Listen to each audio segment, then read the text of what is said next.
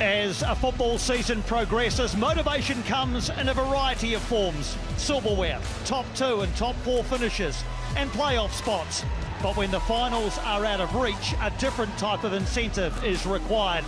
Wellington Phoenix find themselves in that position as the A-League season enters its home straight.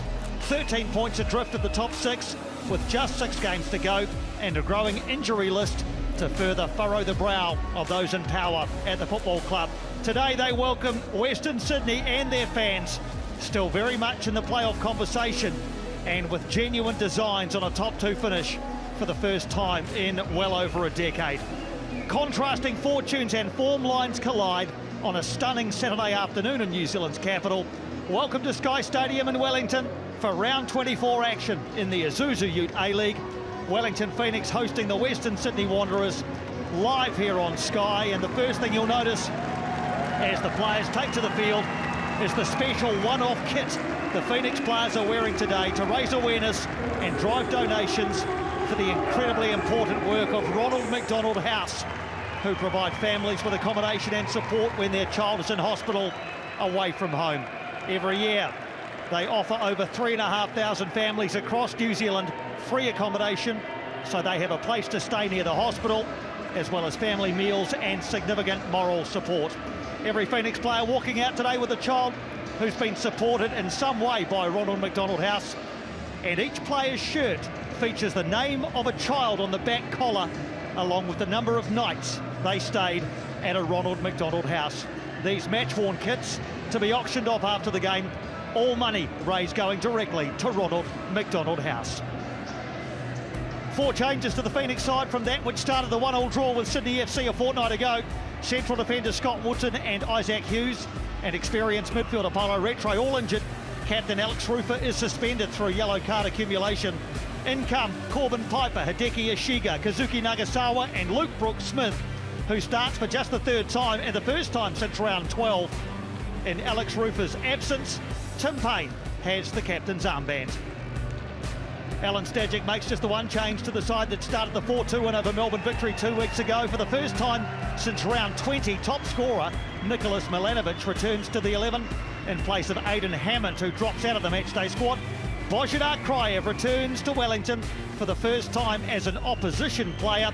Brandon Borello back from Socceroos duty and straight back into the starting 11. Another Wellington Phoenix old boy, Josh Laws, among the Wanderers' substitutes, along with Spanish superstar Juan Mata, Marco Rojas, and for the first time in a while, Gabriel Sloan Rodriguez in reserve for Wellington. Coin toss time, and 7-year-old Oscar Harper, what a little champion. There he is on the right next to Lawrence Thomas. Spent 204 nights at Ronald McDonald House, diagnosed with a serious liver condition at 12 days old, received a liver transplant from his dad Mark, diagnosed and overcame stage 3 cancer, and continues to face ongoing challenges with magnificent resilience. There is Oscar Harper, his brother Oliver there alongside. Adam Bavcaro referee, Lara Lee, and VAR assisted by Casey Rybelt.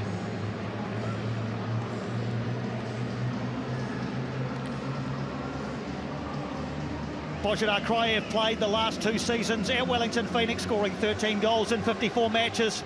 He's played every one of Western Sydney's 20 games this season and was recalled to the Bulgarian national team for the first time since 2021 in the most recent window, playing in both of their Nations League matches against Ireland.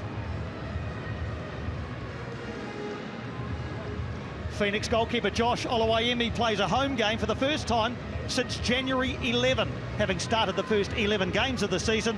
He lost his place to Albie Kelly-Heald, but was restored in the last game after the young Kiwi injured his shoulder, which has now ruled him out for the rest of the campaign. Giancarlo Italiano takes charge of Wellington Phoenix for the 50th time today. It's been very much a tenure of 2 halves, just 5 losses in all of last season, twice that many through 20 games this season. Alan Stajic has the Wanderers humming as we enter the home straight. They're unbeaten in their last 6, 5 wins and a draw, 18 goals in those 6 games. He knows victory today will take them to within a point of the top 2 with 5 rounds to play.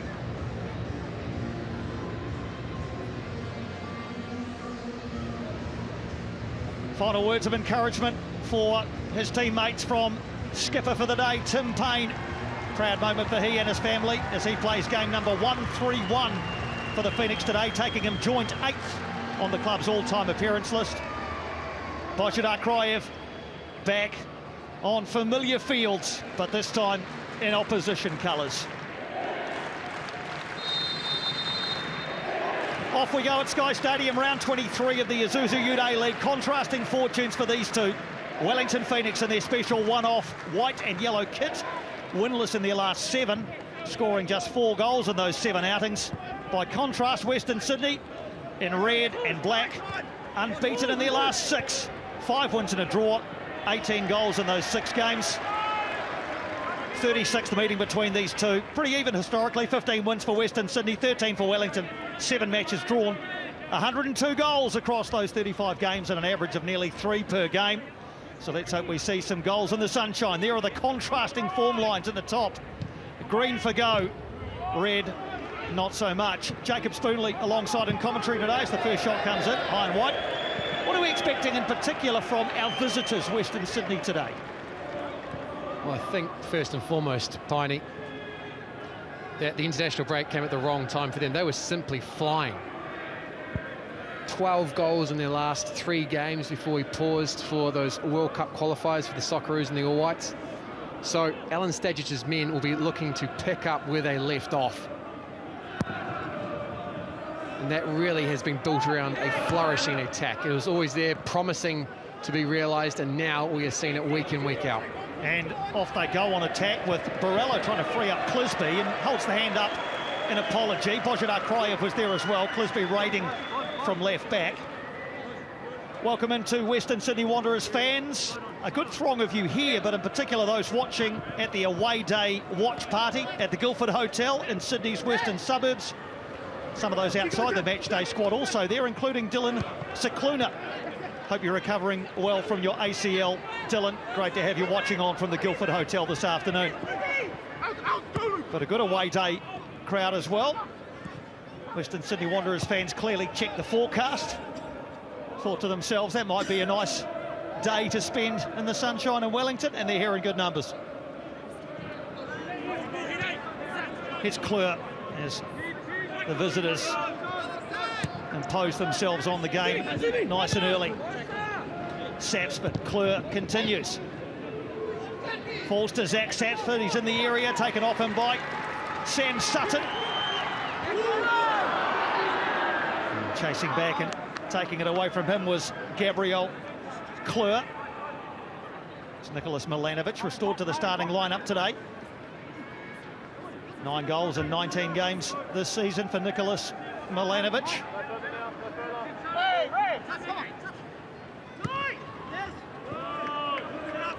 That's sloppy from the man that scored a delightful goal earlier this week.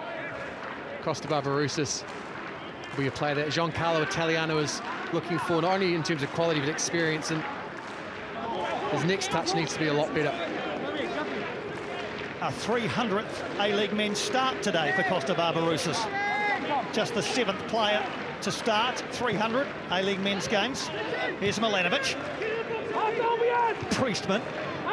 And now Clisby dropping it into a heavily populated penalty area. Wellington Phoenix back in numbers.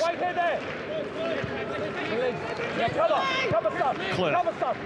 Got to double up and win the ball. Now Borrello, reverse pass to Milanovic. And back to Borrello. Brandon Borrello's in on goal. Tim Payne, skipper for the day, coming across, fouled by Borrello. And Milanovic and Borrello's combination in evidence nice and early. Well, that front four that we touched on in the pre-game already starting to open up this patchwork Wellington Phoenix backline. It takes all whites, Tim Payne, to read the danger, stepping across Matt Sheridan, and gets in front of Brandon Borrello to win the free kick. What's happening early on here, Piney, is we're seeing the Wellington Phoenix drop off into a mid-block. They're trying to secure the centre of the park. Equally, They're wanting to attack defensively the fullbacks, but they aren't getting enough pressure at the moment, and Gabriel Kleur in particular is starting to get on the ball and draw the Phoenix out of what they hope to be a very stable defensive structure. So some early warning signs for Giancarlo Italiano to take care of. Foul on Nagasawa by Priestman gives Wellington a bit of breathing space. Very much a makeshift back four as Giraldi's looked forward for Bar. That was the combination that led to the side's last goal a fortnight ago against Sydney FC. Chico Giraldes has been a popular addition to the Wellington Phoenix side. Hideki Ishiga and Kazuki Nagasawa, the two Japanese players, back into the starting 11 today. The only import missing is Scott Wootton, who hasn't before today missed a minute all season.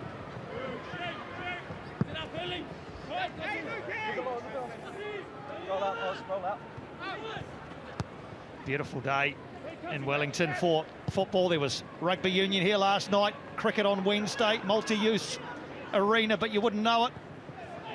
The ground staff here do a terrific job. Actually, last night the Hurricanes, who represent the Wellington region, did a job on the Waratahs, who represent the Sydney region in Super Rugby. I'm sure the Phoenix will be looking for inspiration from that today. Here's Priestman. Now Kraev and Borrello. Clever passing. Brandon Borrello looking to latch onto it. Can't quite. Gabriel Kleur has it taken off him. Good play by Nagasawa, who can now perhaps turn defence into attack. Barbarossa's raiding up on the right-hand side. Nagasawa finds him. Does he? Just keeps it in, Costa. Luke Brooks-Smith is up there as well. Ball towards the far post. Brought down by Nagasawa. Just the one goal so far this season for Kazuki Nagasawa. And into corner, the first of the contest. Well, that'll be restoring some confidence for Giancarlo Italiano. It was good play by Nagasawa. He helped break up a Wanderers attack and then brought the ball forward and was able to find Costa Barbarouses peeling away down the right, who returned the favour as Nagasawa attempted to get that one across or into that back post. It was blocked by a Wanderers defender. Sam Sutton will take the resulting corner, gives it plenty of elevation. Players looking into the sun. Corbin Piper thought he was impeded at the back by Kleur. Referee Bavkar says, let's play on. Sheridan lifts it back out towards Sutton. And he drifted past the last defender, Sam Sutton. So a back four that I don't think anybody would have predicted if you'd asked them to write down the potential back fours pre-season. Sheridan with Payne in central defence, Piper and Sutton. Lucas Kelly-Heald in the role that Alex Rufer would normally occupy in defensive midfield. Yeah, it's a very interesting 11 and one that's been put together by necessity. Even then, you'd suggest that maybe Corbin Piper could play centre midfield, Matt Sheridan might play right, but Sheridan again demonstrating his utility. By my count, this is the 4th or 5th position that he's occupied this year for Chiefy. Yeah, jack of all trades for sure, as Giraldes fouls Brillanti. Josh Brillanti playing his 254th A-League game in his 12th A-League men's season. 6 different clubs for Josh Brillanti. Bonatig brings Clisby in, who's nice and high, drifts it in towards Borrello. Won't come down from Wilfred Milanovic. Great save by Oluwayemi, still there. Kraev can't get it. Piper gets it away and is fouled in the process. Well, Josh Oluwayemi passes the first test. Well, yet again, the Phoenix can't get pressure out wide and allows Clisby to get the ball into the centre of the box. Sheridan gets rolled, Milanovic on the turn. Good, strong volley. But Josh Oluwayemi stands up big. And as he did against Sydney, he is demonstrating his value for the Phoenix on his return. Thought he was going into double figures there for the season. Nicholas Milanovic stays at 9, but only due to that intervention from Josh Oluwayemi. Suggestions of a foul in the centre circle. Adam Bavkar saw nothing wrong. Game's got a nice open feel to it in the first 10 minutes here. Barbarouses Ishiga, and he just slips at the vital moment, Hideki Ishiga, and it fizzles out somewhat. You wonder, Jake, whether Wellington, with the playoffs now out of reach, can play unencumbered, even with the lack of resource they have player-wise today. I definitely think they've got the quality to, and the mentality, in addition to that, Piney, to play until the end of the season. And you're right, there'll be motivation aplenty. If you look at the side here today, there's 4 youngsters still cutting their teeth in professional football. 2 All Whites have just qualified for the World Cup. And although they themselves won't be able to make the 6, they can still have a big say on who does. And it's that sort of target that they'll be looking to hit in the run into the end of the season. Yep, certainly plenty of motivation for any professional New Zealand players over the next year to catch the eye of Darren Bazley. Anna Green is basking in the sunshine sideline, although they've moved you into the shade, Greenie. That's a bit unfortunate. How's it feeling down there? Yeah, look, it is fiery to begin with. I think, as you've seen, a couple of players have been slipping over, so the pitch is starting to cut up a little bit. The sprinklers were on beforehand, so the ball's moving around nicely. Unfortunately, so are some of the Phoenix players and slipping over, but it's a fiery start, and like gives you a bit of an even contest.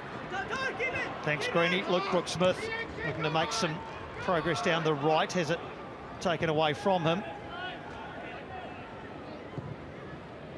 Kleur. Again, not a lot of pressure on Gabriel Kleur, but at least he wasn't able to make too much progress forward. This is Anthony Pantazopoulos, and now Alex Bonatic, the only ever present in the Western Sydney side. Alex Bonatic. He's played every single minute, the centre-back. Just keep an eye on Fabian Kleur. He's going to appear down your bottom right, and Ishiga at the moment has no idea how to defend it. Kraev moves into the centre-forward position, but can't find a teammate. Barbarousis drops off the line. Here is Ishiga.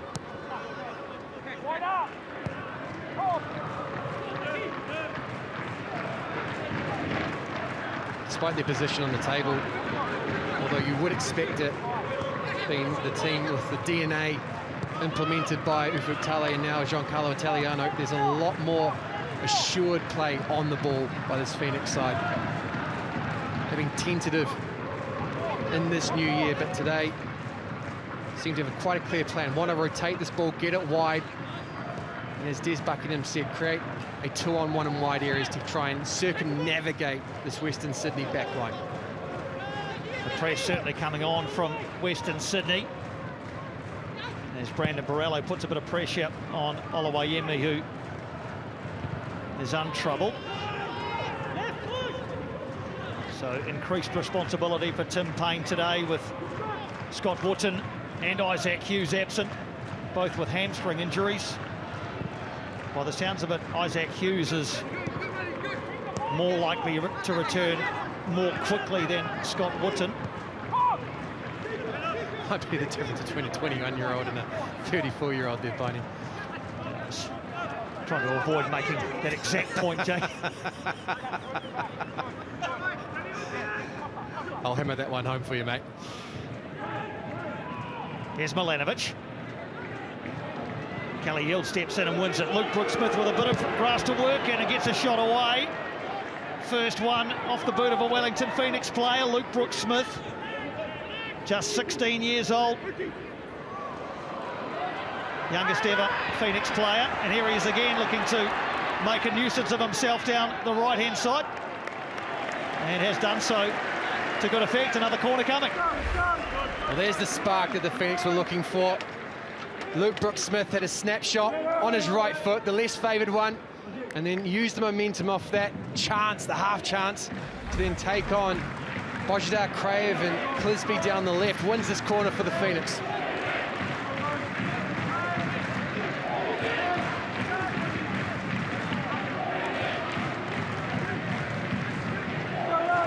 So Ishiga will bend this one away from Lawrence Thomas, right-footed. And Adam Bavkar, as typically happens early on in matches, wants to have a chat to a couple of the members of the jostling throng in the penalty area.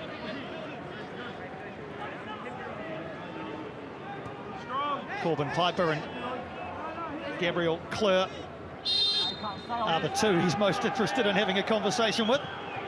I'm sure it'll make a heck of a lot of difference as they continue to jostle. Ashiga with the delivery, which can't find its mark. Priestman clears up to Milanovic. Matt Sheridan's got in good position to deny him a goal-scoring opening.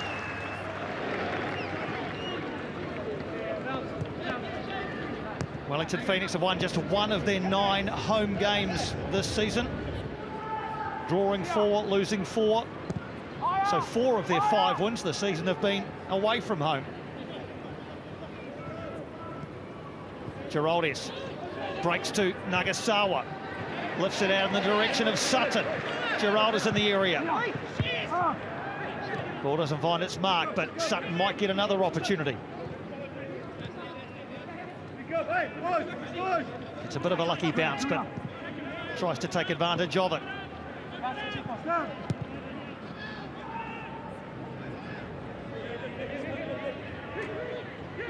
Nice little pass from Geraldez into Brooksmith, who can't quite control. So Wellington going to have to recalibrate.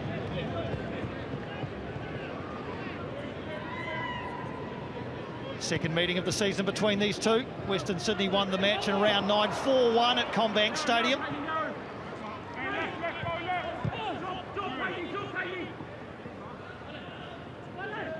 Milanovic.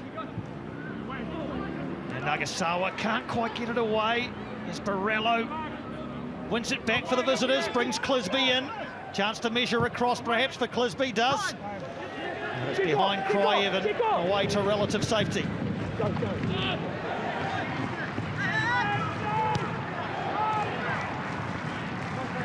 the Knicks rather encouraging Western Sydney on there twice, recycling the ball to the black and reds in their own penalty box. Piper initially did quite well just to cool himself in the half second between losing the ball and almost lunging in on Nicholas Milanovic. Well, Wellington have successfully negotiated the first 15 minutes. Western Sydney have scored 10 goals in the first quarter hour of matches this season, more than anybody else. But they've been kept scoreless here in Wellington.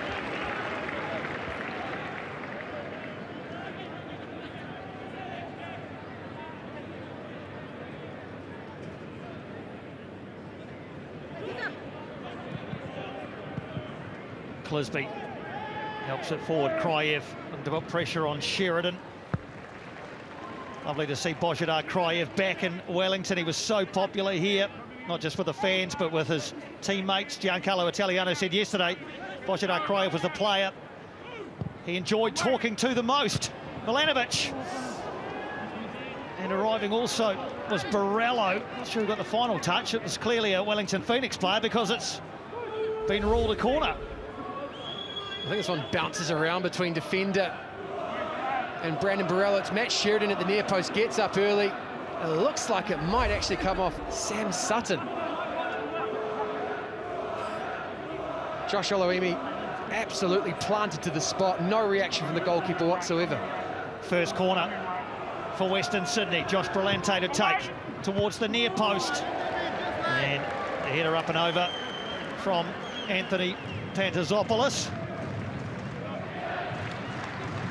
Already has a goal this season. A 21-year-old has played every minute of the last 10 games as he's made one of those central defensive positions his own. Anthony Pantazopoulos.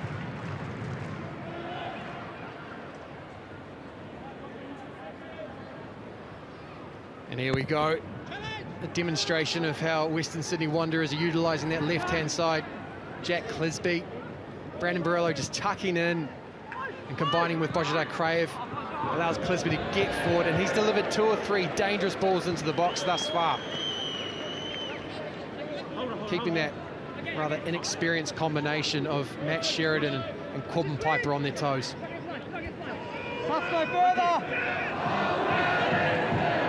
Costa Barbarouses is very deep to try and link up play here. Geraldez with a clever turn into space. Ishiga, he's got Brooksmith in the area. Doesn't quite reach Luke Brooksmith. Good header away by Alex Bonatig.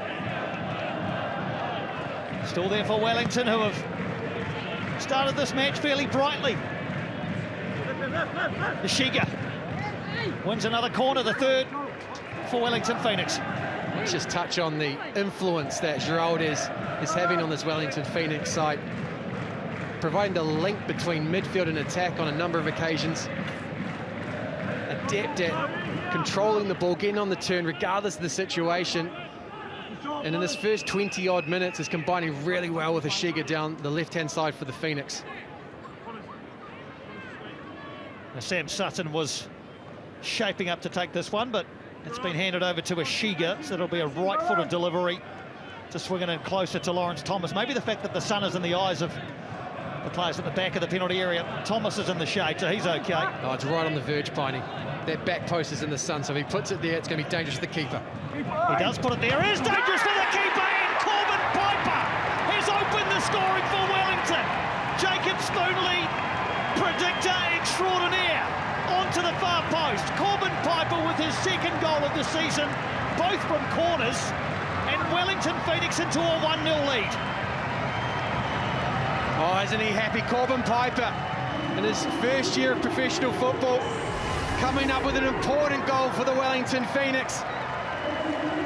It's a beautiful ball by Ishiga. Arguably, Thomas has to come and get this. It's well inside the 6-yard box, but Corbin Piper has no care in the world for the goalkeeper. He crashes in. Arms out to celebrate. And finally, something to restore the season for the Wellington Phoenix and Giancarlo Italiano. Anna Green is sidelined for us. His robust style of play has earned him lots of admirers. Greeny, he enjoyed that one at the far post. Yeah, absolutely. That ball was pitch perfect right into where the goalkeeper couldn't quite see it with the sun, and then Corbin Piper does not need to be given that opportunity twice. He is so good in the air, so aggressive, and that was only going in the back of the net. Wellington Phoenix have not lost this season after opening the scoring. That's 7 times now. They've won 4 and drawn 2 of the other 6. Western Sydney have fallen behind 1-0 13 times now, but they've come back to win 4 and draw 2 of the previous 12. They won't be worried. They're a free-scoring side. Going 1-0 down, not necessarily an impediment to picking up points for today's visitors. But what a shot in the arm for the Wellington Phoenix in a period of difficulty to open the scoring against the top 3 side.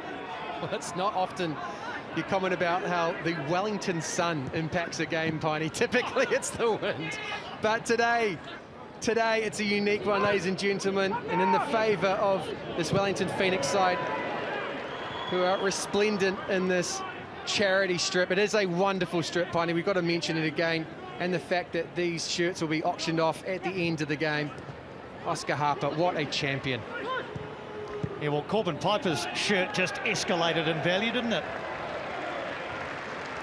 Let's have another look at this goal and the role that the ever-present Wellington sun played in this. Well, right before it gets kicked, you can see Thomas just jockeying back and forward. He's got his arm up. He's trying to find where the sun is so he can avoid it. Ends up being very conservative. Perhaps a body there by Nagasawa just to knock him off balance, but Corbin Piper had one thing in his mind. That was the ball and getting it into the back of the net. Absolutely outstanding camera work from our Sky team. Amazing from our mate Normie on camera 3. What a look at Corbin Piper, who now has been re-energised by the fact that he scored a goal. Can't quite find a pass into the centre-forward channel.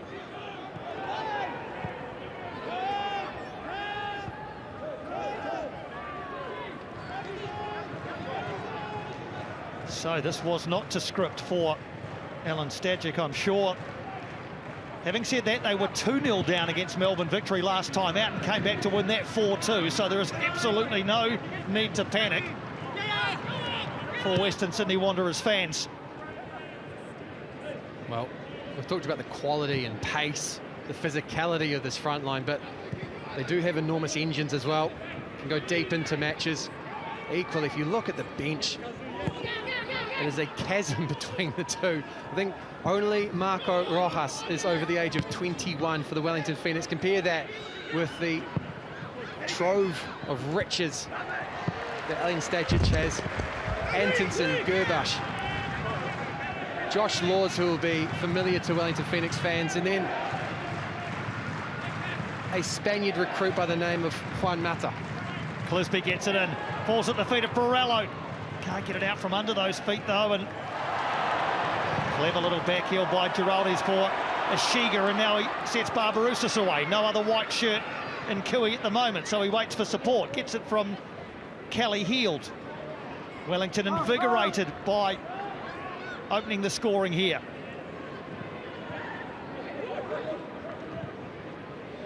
Funny old game football, isn't it? Wellington Phoenix down on their luck, winless in 7. Rather, without a win in 7. Well, that is winless, isn't it? I got that right. Without a win in 7. I'll just leave that to you, Connie. You make your way to the bottom of that one. But look, the other thing to note here is that there'll be a lot more motivation, there'll be a lot more willingness by the Wanderers. At the moment, the Phoenix have figured out how to play through them, particularly through the likes of Giraldes and then Costa Barbarouses. So as the Wanderers commit numbers forward, if the Phoenix show conviction on the ball, they should be able to use that pressure against the Wanderers and frustrate them even further. Gabriel Clure is nice and high, pushed back by Ishiga. Pantazopoulos may have to go all the way back to Lawrence Thomas, and does. Lawrence Thomas, third year at Western Sydney. He's on 47 clean sheets. He won't add to that today, unfortunately, in his quest for bringing up the 50. Clure. Milanovic. First time ball into the penalty area. On the edge is Kraev. Bozhidar Kraev had a really good look at that and just didn't get the connection right. Well, it's a lovely run down the right channel. And a timely cutback to find Bozhidar Kraev all by himself. That time and space, his quality. It really should have been a shot that tested Josh Olowaemi. 13 goals in 54 games for Wellington, 6 in 20 for the Wanderers. Bozhidar Kraev. Great to see him back in the Bulgarian national team as well. Not sure too many expected that would happen when he made his way over to the A-League, having not played for his country since 2021, but played in both matches in the most recent window.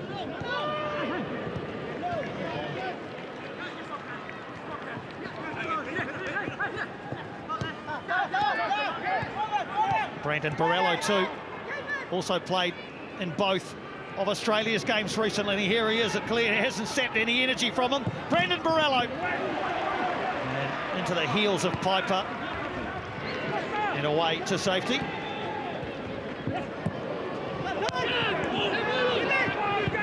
Given away by Wellington, you can't afford to do that. Sapsford, he goes down in the area, but only half-hearted appeals for any indiscretion. Here's Giraldes again, just a master at holding on to the football and drawing the foul from Josh Brillante. Well, Zach Sapsford still asking the question, hoping for a VAR review. We'll get our own here. And there's contact. Sapsford looking to play his way through Lucas Kelly-Heald. Not enough, though, for a penalty for Piney.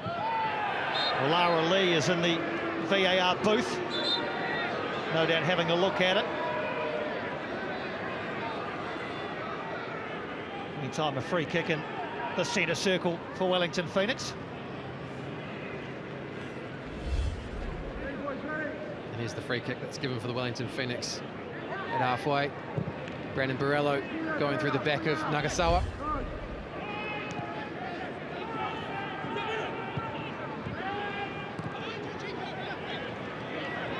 Barbarouses looking to receive that from Brooks Smith, who uses his physicality well and takes it away from Priestman. Then gets across into the area. Ishiga is there. And Nagasawa frees up Sutton with a nice pass. He tried to get it back into Ashiga. It all broke down, but Wellington flying into these 50-50 challenges. It just seemed like they've got the momentum of the football match at the moment. Let's take advantage of that. You get the feeling that a one-goal margin isn't enough against this Wanderers side. There is real bite about the Phoenix at the moment. That's been absent for large parts of the season.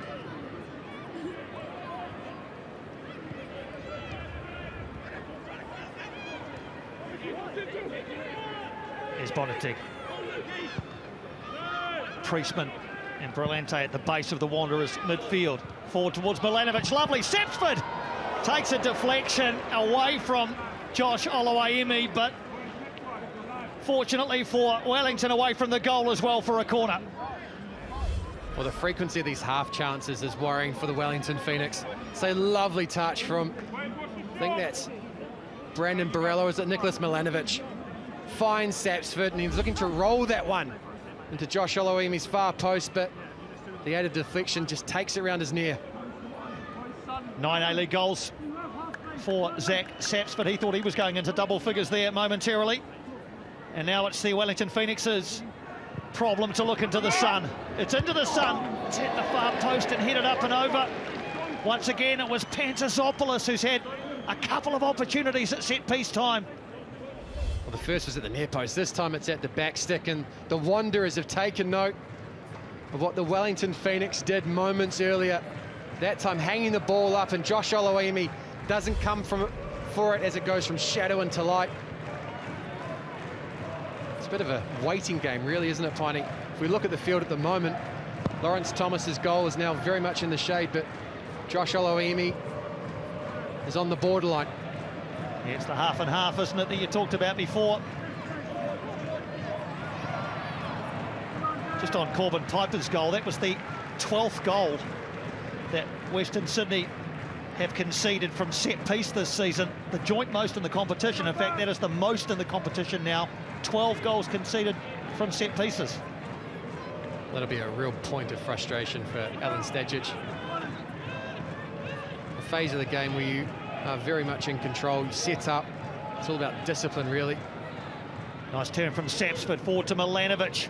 Charging past him as Borello can't quite find him, and hands to the head from Nicholas Milanovic. It's a game of inches, isn't it? Double thumbs up from Brandon Borello. Well, they're sensing that there's space, and they're starting to hit the Knicks between the lines. Milanovic on the turn, trying to find Borello. It was a slick piece of play. He's appreciating the intent. Anna Green's sideline. What are you feeling, sideline Greenie, with 15 to go till half-time? Yeah, look, it is heating up for West Sydney. You can hear their coach egging them on, trying to get players forward, make sure they're retaining position. And for Chiefy, there he is, manning the troops, telling them to get the press on, to make sure they're all behind the ball. So it's definitely a bit of a war of the coaches at the minute.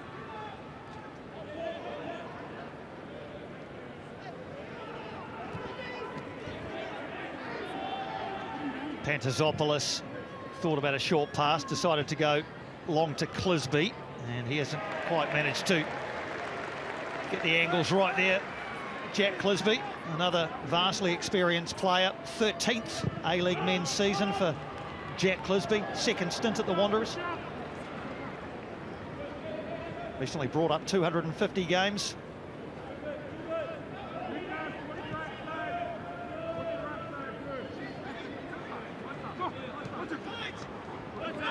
Here's Milanovic.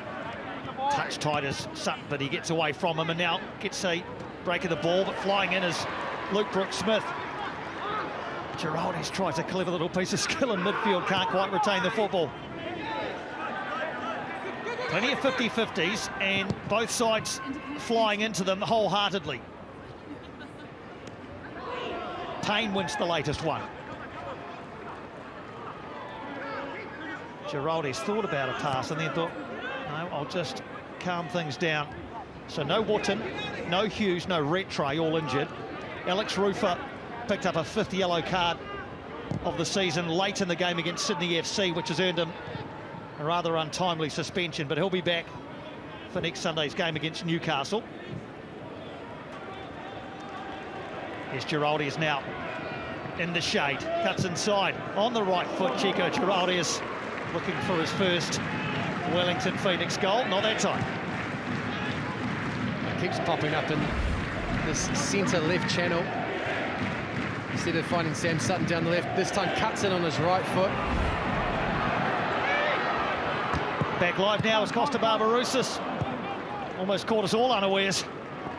Pulled the ball back, but no man to finish it off. And player down for Western Sydney on the far side. Corbin Piper goes across to check on his health.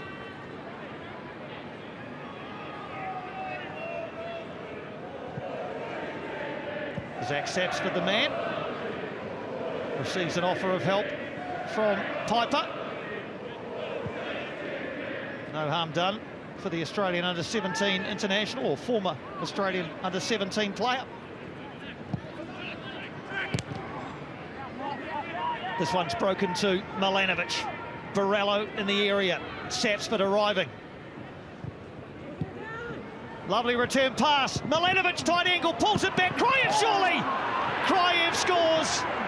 And in the manner which has become expected, he does not celebrate against his former side, but what he has done is delighted the crowd at the Wellington Harbour end with the equalising goal. Bozhidar Kraev, for the second time in 2 matches against his former employer, has scored a goal, and we're all square. Well, as they sought an equaliser, the Wanderers won the arm wrestle out wide. Ishiga couldn't get close to Milanovic. It's a delightful ball from Sapsford right into the area where no defender or goalkeeper can get close.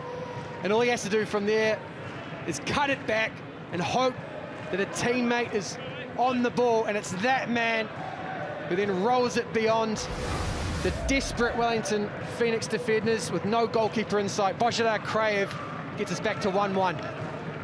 Back-to-back goals in consecutive matches for Bozhidar Kraev, 7 for the season now. He draws level with Zach Sapsford on the Wanderers' Golden Boot chart. Only Milanovic with 9 ahead. And Bozhidar Kraev with his 20th A-League men's goal all up.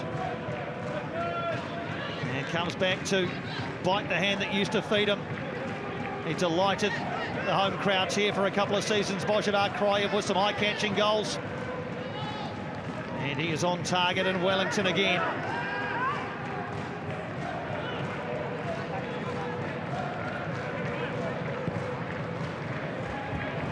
Ball forward to Barbarouses, off towards Nagasawa. Barbarouses thought about the left-footed shot. Looks for a teammate, none apparent. Costa Barbarouses, and eventually Priestman came across and got his body in the way. Another corner coming for Wellington, though. That combination, either around or beyond the Western Sydney press, is proving fruitful for the Wellington Phoenix. Good combination play between Barbarouses and Nagasawa, and unfortunately far too many shirts in red and black for Barbarouses to find a teammate. Well, can Wellington Phoenix capitalise on Western Sydney's Wanderers' slightly shaky defence at set-piece time this season? Piper and Kleur again having a wrestling match in the penalty area. All in shade now, Western Sydney's goal. It's again towards the far post. This time Thomas gets a fist on it, and Zach Sapsford helps it away, and I think was fouled in the act of doing that, so free kick results. Lawrence Thomas quite keen to get on the ball and keep this up-tempo match going for the Wanderers. It's a good punch initially, and then Tim Payne rather ran into Zach Sapsford. He's been energetic down that left-hand side, getting forward and back, Piney. Nice move into space by Jack Clisby, fouled by Luke Brooks-Smith. Experience against naivety, perhaps, in that little passage of play. So just the one shot on target for Wellington Phoenix in the first half, and it's resulted in a goal. Only two, though, for Western Sydney. Kraev's goal and Milanovic with that close-range effort that was beaten away by Josh Oluwayemi. Clisby and Brooke Smith together again. This time it's an arm up by Clisby on Brooke Smith. It breaks to Geraldes. He moves quickly into space. Nagasawa. Now Barbarouses back to Ishiga, who's left it behind, but scraps are tidied up by Geraldes. Chico Geraldes again. Tried to bring it back onto his right foot. Brillante can't get it away. Eventually they do, the Wanderers, but it's still there for Wellington. 5 minutes of regulation time left in the first half.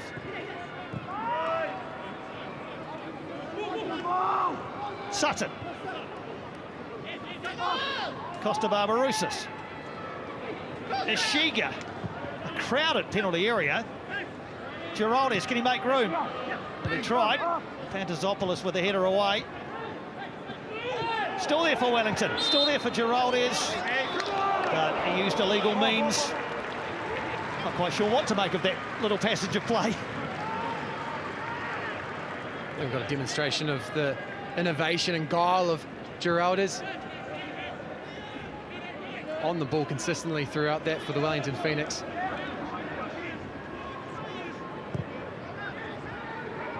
Giancarlo Italiano's talked about the lack of consistency, meaning that the cohesion in the side hasn't developed this season.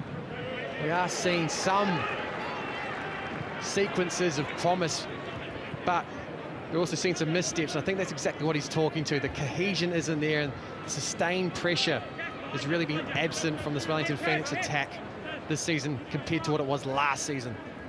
He spoke recently about being very keen to see Geraldes, Barbarouses, Ishiga and Rojas all on the pitch together. Rojas on the bench at the moment, so maybe we'll see that in the second half. In the meantime, Borrello. Clisby shields his eyes from the sun and tries to find the football. Does just. Priestman into Borrello. It'll turn into space for Brandon Borrello. And again, Brandon Borrello! What a lovely piece of skill from the Socceroos striker. Josh Oluwayemi, the equal of it. Well, as a man who's demonstrating exactly why he's in the Socceroos squad. Absolutely brilliant footwork. And then the ability to hold off the defenders, to earn himself a half yard to get a shot away. Cuts back onto the left, fires it quickly. Very little backlift, but Josh Oluwayemi stands up big at that near post. Corner results. Brillante again in charge. Into a crowded 6-yard area. Good strong punch away by Oluwayemi. Back and towards him, and this time he's much more comfortable. Climbing high to gather over the top of Bozhidar Kraev.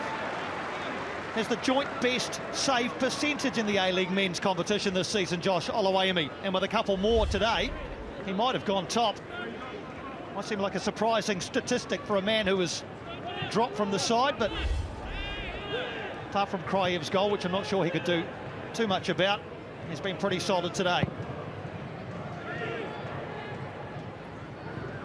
Well, clearly, since he was dropped, has been putting in the work, has remained focused. And when given his opportunity, because of the injury to Albie Kelly-Heald, was very assured against Sydney, has continued that here today. Piper and Brooke Smith looking to combine. Broken up by Western Sydney, and now Sapsford can sprint away. He's got Borrello inside him. I think that's a yellow card coming the way of Chico Geraldes. Yes, indeed. Eager to stop Sapsford before he made too much further progress. So into the book goes Geraldes, his first yellow card in Phoenix colours. Geraldes occupying the space in front of what was a back two at that point, because both Sam Sutton and Corbin Piper had flooded forward. The Phoenix attacking with momentum.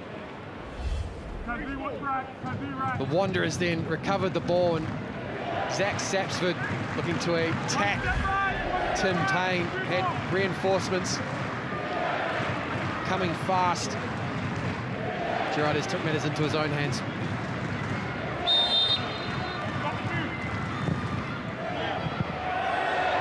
A wasted free kick, unfortunately, for Western Sydney.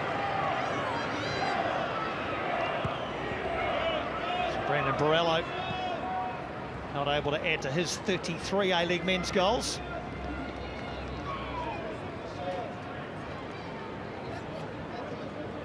Great to have some travelling fans with us today, as mentioned, enjoying themselves in Wellington, more so now with the scores level. The Wanderers will be heading back towards them in the second half. They'll enjoy that. Always a good contingent from Western Sydney. Oluwayemi is all the way out and deals with that one competently enough. We're about to find out from our fourth official, Declan Woods, how many extra minutes minimum we're going to have. A couple.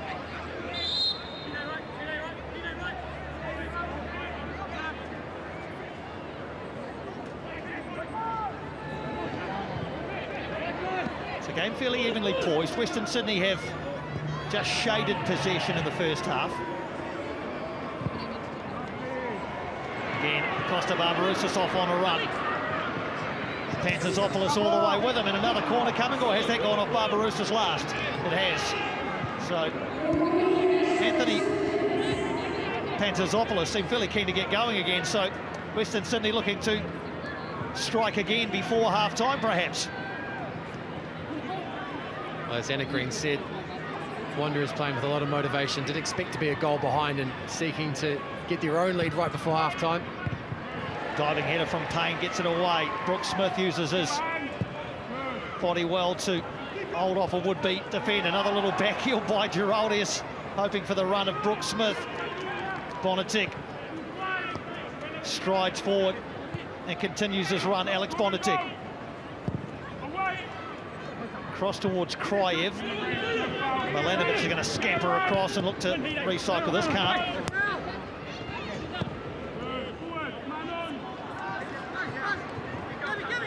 Nagasawa in a throng of bodies. Ashiga helps out. Brooks Smith brings, rather Kelly Hill brings Brooks Smith into the action. Final 30 seconds of added time.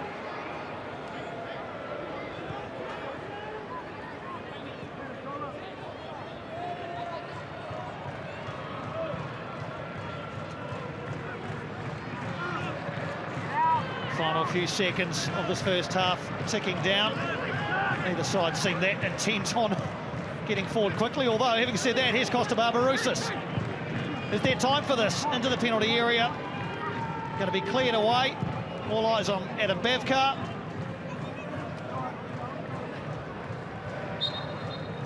And that'll do for the first half here in Wellington. Pretty intriguing 45 minutes. Corbin Piper opening the scoring for Wellington from a corner, his second goal of the season. Bozhidar Kraev, quarter of an hour later, squaring things up. There's your half-time score at Sky Stadium. Wellington Phoenix 1, Western Sydney Wanderers 1.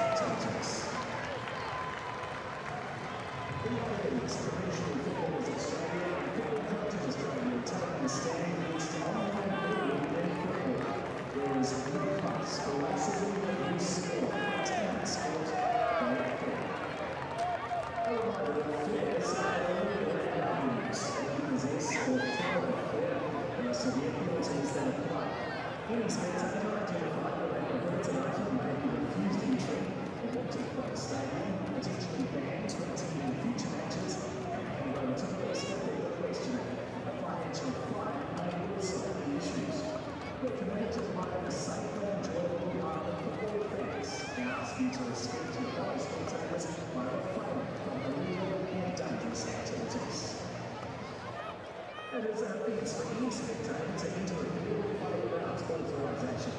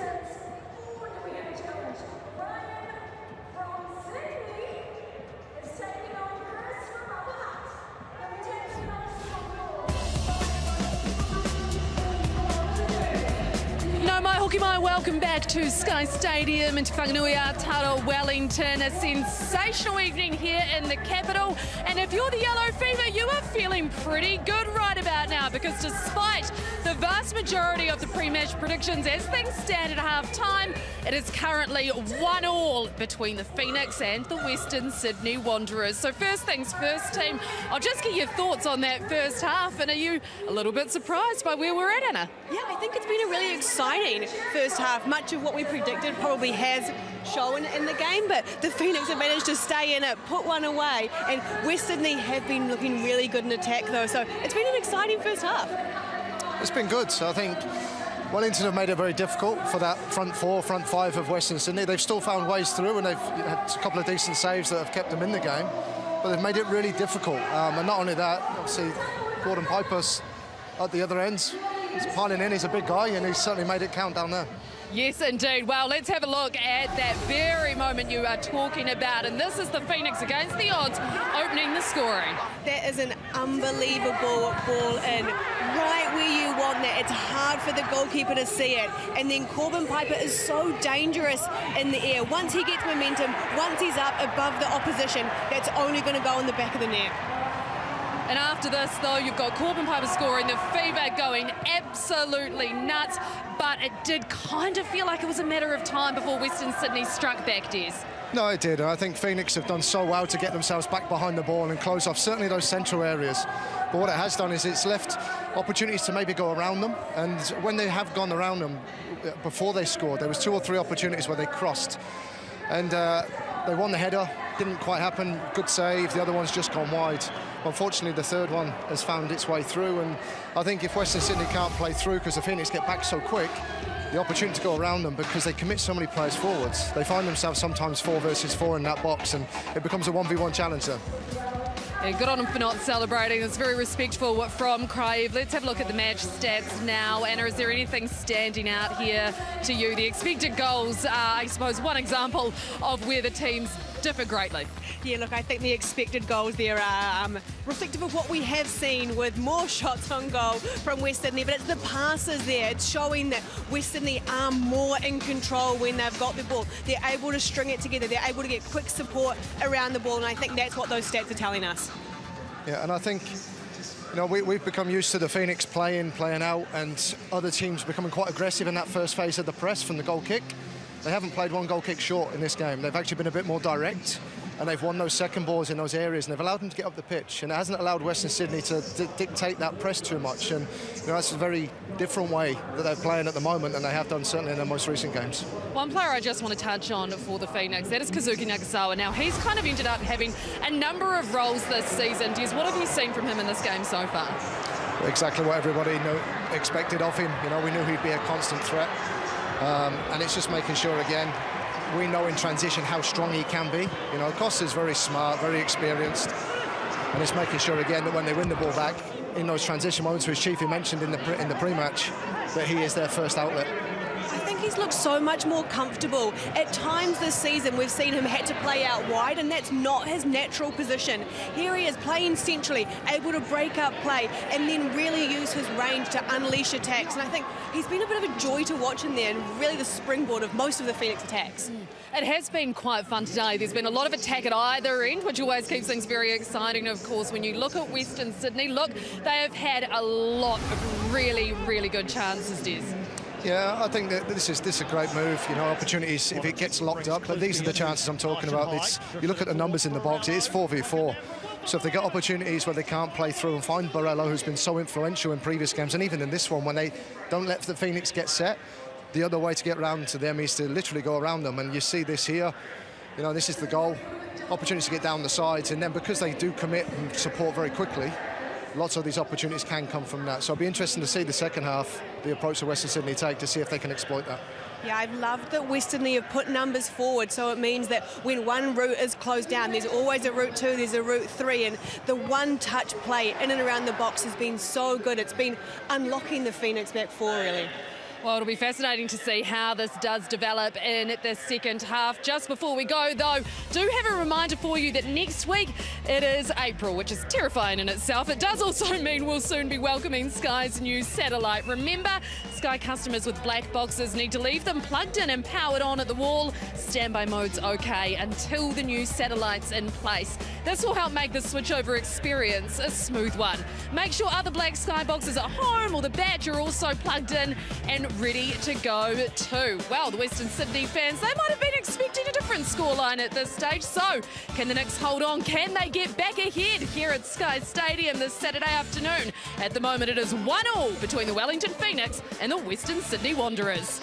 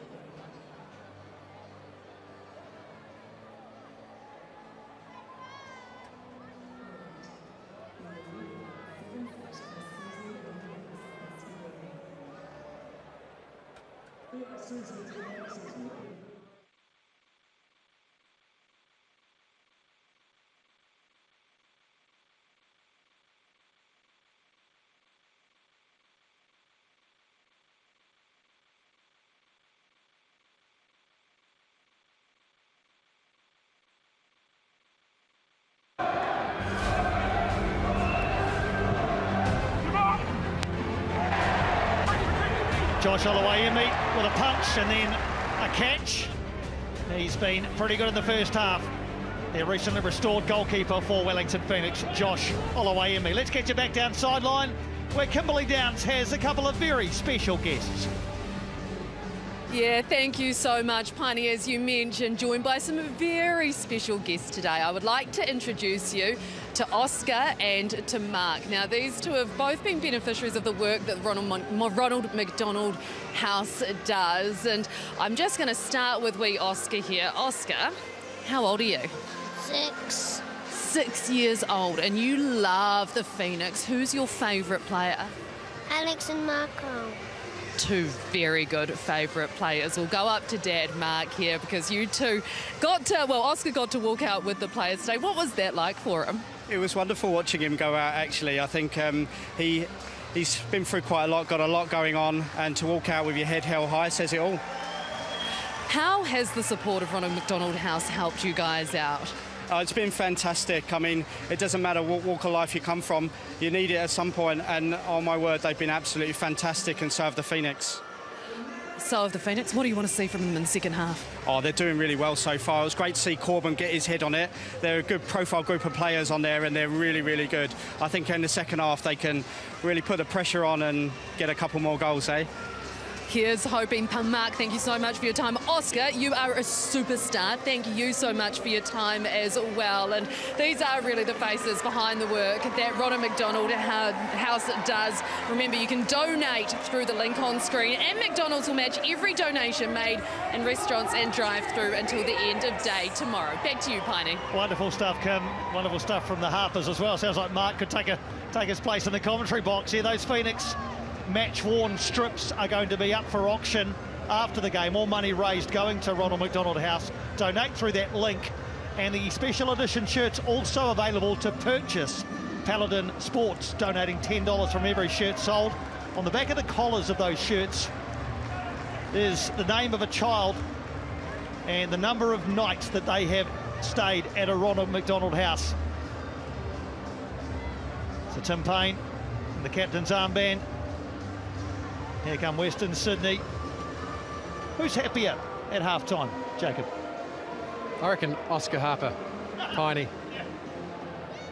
What an absolute little rock star. 204 nights in Ronald McDonald House for that little man. I tell you what, if you're donating or you're bidding on his shirt, you're going to have a fair tussle from me, because that wee man deserves every single second that he's spending out on the grass here today. But coming back to your point, I think Giancarlo Italiano is the man that'll be able to take more from that first half. The Phoenix, although a bit vulnerable at times defensively, looked a lot more convincing, adventurous with the ball, and that's been the thing that's been promised throughout the season, but really have we seen it. And the Phoenix were able to implement what he had designed during the week to get in and amongst this Western Sydney side.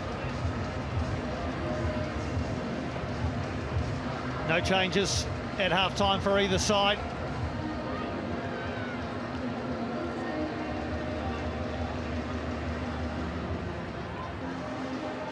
In fact, there has been a change. We're just told that Alex Gersbach is on for Jack Clisby. So Alex Gersbach will take Jack Clisby's place at left back. So straight swap there. The former Socceroo, there's Jack Clisby. So that's perhaps an injury he picked up in the first half. Pretty decent sub to have coming on. And Alex Gersbach for Western Sydney. So that is the change at half-time. Wellington Phoenix unchanged. And in their one-off white strip, or mainly white strip with a touch of yellow, Wellington Phoenix will now attack the goal to the right of screen. Western Sydney heading back towards their little throng of supporters down at the northern end. That is to the left of your screen. Confirmation of that change with Gersbach on for Clisby. Signed a 2.5-year deal in January, Alex Gersbach. Had time at Sydney FC, but now at the Western Sydney Wanderers as Piper just puts a bit too much on that one, but charges after it. Gets a lucky bounce in many respects. Here is Gersbach with his first opportunity to contribute defensively. Kraev, Borello, and some space on the right in the last little bit of sunshine for Gabriel Kleur. And it comes. Here's Bozhidar Kraev looking to add a second perhaps, but he can't quite get the ball out from under his feet. Still there for the Wanderers.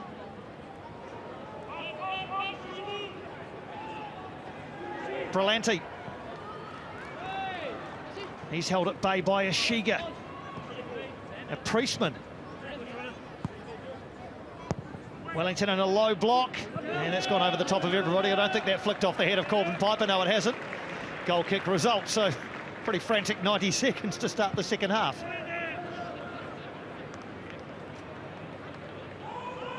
Well, Corbin Piper demonstrating what he brings to this Phoenix side. A point of difference in many ways. Physical, direct, uncompromising.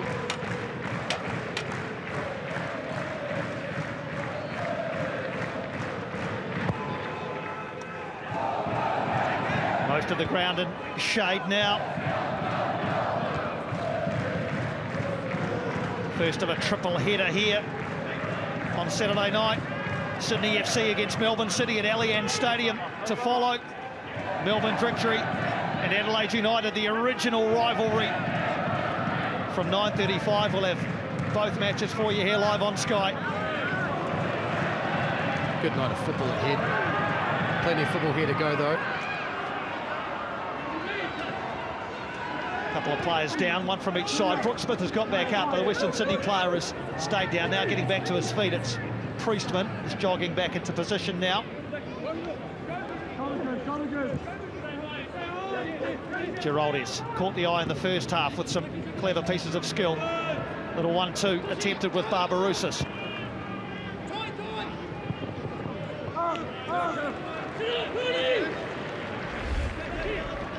Where's the scuffle? Luke Brooks-Smith adding his own physicality to the game, and Priestman bringing him to the ground, but unfortunately rather getting sandwiched under the youngster there. He's not your average 16-year-old, is he? Luke Brooks-Smith. He's got a robust nature. Ball played forward towards Sapsford. Tim Payne in the road. Mentioned pre-game he's playing game number 131 today for Wellington Phoenix. Tim Payne draws them level with another fullback, another former All-White, Tony Lockhead. 131 games across the first 6 seasons with Wellington Phoenix. All of those were starts. Mr. Consistency, Tony Lockhead. Priestman. Milanovic. Thought about a shot. Does shoot. Corner. How many till Penny catches me, Tony? Well and truly in the rear-view mirror. Well, Nicholas Milanovic, yet again, dropping off the line, wanting to get on the ball, this time deciding to shoot. Angle was rather too acute. I don't think they would have troubled Josh Oloaimi, but earns a side of corner. So Josh Brillante will take this one, as he has all afternoon, towards the far post. Brandon Borello not quite able to get his head on it and nod it back across goal into a pretty crowded penalty area. Well, Luke Brooks-Smith had the unenviable task of marking Bozhidar Kraev and Brandon Borello. There you can see Kraev bodies the youngster, allows Borello a free header. He just can't quite get the timing of his run right. Unfortunately, it's underneath the ball and can't get it back across the goal.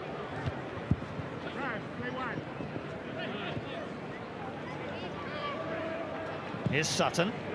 Looks long towards Costa Barbarouses.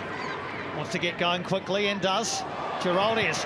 Geraldes! What a save by Thomas, but what an audacious effort from Chico Geraldes. A dipping volley. Needed all of that experience from Lawrence Thomas to keep it out. That's what he can do, and he's won a free kick now. He'll find himself on the ground there at the hands of Priestman, but let's enjoy this. He's been threatening something special all afternoon, definitely in the mood.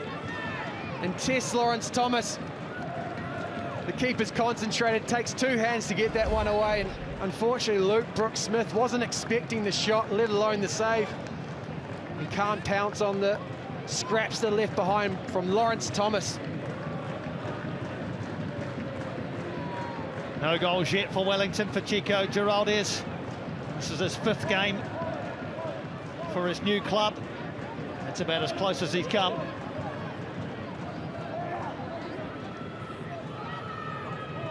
So Hideki Ishiga, who's been good on set piece this season, has provided a number of assists. Kelly Heald at the far post, or will shortly make his way in that direction. Corbin Piper there as well. You wonder whether this might be delivered in that area and then nodded back across goal to the likes of Barbarouses, Nagasawa. It's a very high line from Western Sydney Wanderers. There's a lot of space for Ishiga to play the ball into. Just needs Brooks-Smith and Piper to stay onside. And it goes. Perhaps a push. Piper! Corbin Piper! Suggestions of a push, then Brooks-Smith into a crowded penalty area. And then Giraldez again. Goal kick results. There was a suggestion of a push in amongst all of that. Referee or VAR will have a look. Well, this is the danger with holding that high line. If it's a good ball in, the keeper can't come for it, then it's a foot race with defenders facing their own goal. Corbin Piper, unfortunately, on the wrong end of the bumble. Did well enough to disrupt any sort of clearance by the Wanderers, but couldn't get the ball onto his foot. We're down the other end now with Zach Sapsford, forced wide, and he goes down in the penalty area.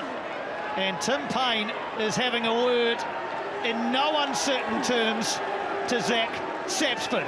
He is furious, Tim Payne, pointing fingers, gesticulating and letting him know in no uncertain terms that he doesn't think there's anything to see there. And now asking the question of the referee, Adam Bavkar, if there's any consequence for Zach Sapsford here. And that is a blatant dive. That is fairly deserving of a yellow card. It's a poor touch from Zach Sapsford. He's not getting any change out of Tim Payne, so he decides to test the referee. Simulation, Piney. I think I'd rather get a yellow card than an earful from Tim Payne, if I'm honest. It's not that bad. I've been on the wrong end of a couple of those. Well, I think Zach Sapsford got the message. No yellow card, but certainly an ear bashing from Tim Payne. Here come Wellington again with Barbarouses. Tries to drift one across the 6-yard area. Brooks-Smith and Kelly Heald not close enough. Costa Barbarouses keeps on starting centrally and drifting wide. And quite often, it's Pantazopoulos who's not quite sure whether to stay or track the diminutive Phoenix forward. Lovely little ball on the outside of the right foot. Sapsford to Kraev. Sheridan gets it away. Well, that time, I'm sure there was contact, and it looked pretty significant from Corbin Piper, so Zach Sapsford probably should have earned his side a free kick there.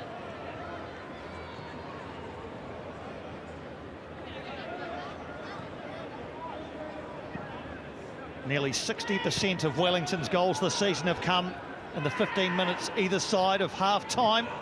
We're in that little period now. Giraldez very nearly opened his account and put Wellington ahead a short time ago. He looks like a very interesting footballer. Costa Barbarouses with the shot, didn't get the radar right that time. They're very quick to take some of these chances, and I think that's because the Wellington Phoenix have been surviving because of scarcity this season. Well, scarcity has impacted the way in which they approach entering the final third. Barbarouses had runners either side, and then Giraldez starting to make a underlapping run. Perhaps he would have just taken another moment on the ball, tried to find a teammate and keep building the attack. Giancarlo Italiano has sent his reserves down to the City end. The end that Wellington are attacking just to get warm. Western Sydney's reserves stay in their seats on the bench and watch on. Sapsford. Quite control. It's there though for Milanovic. Last touch off Milanovic. Goal kick results. I don't think Sam Sutton knew that Nicholas Milanovic was lurking. Decent touch from the Wanderers, number 14. He's suggesting that the final touch actually came from a Wellington Phoenix player. Not this time, says the assistant referee. Well, Sam Sutton closing in on 100 games for Wellington Phoenix. He won't get there this season. This is game 93 for him. Shiga to Barbarouses and then Giraldes, but for once Chico Giraldes, his first touch, has let him down. I think we've seen the full range of his toolkit so far this afternoon. Lovely touches, an eye for a teammate, and then quite happy to pull the trigger himself. Anthony Pantazopoulos decides to put that one behind, so it'll be another Wellington Phoenix corner. Or has it gone out for a throw? We're just going to wait and see which side of the corner flag it went on. I think they've decided by the reaction of the crowd that it's a throw-in rather than a corner, have they?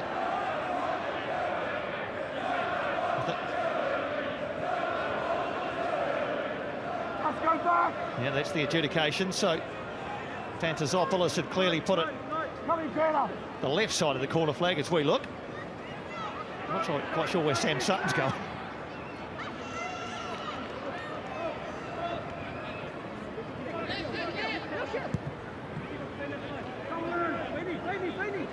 The Wanderers now noticeably sitting off. The Phoenix have been able to dictate on the ball for periods in the second half. Payne forward to Sutton, he melts it back, looking for the run of Ishiga. Hideki Ishiga couldn't get the power on the shot he was after. Nice little cushioned header from Sam Sutton. Ishiga read it well, but couldn't trouble Thomas with the left-footed effort. Piper wins it back for Wellington. Giraldes frees up Sutton again, who's becoming more and more prominent down the left-hand side. Lifts one towards the far post, too big for Brooke Smith.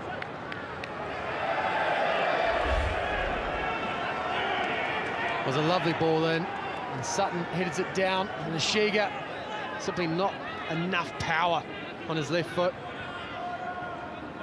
Lawrence Thomas never anything more than slightly concerned. Wellington enjoying a little period of attacking possession in the last little while.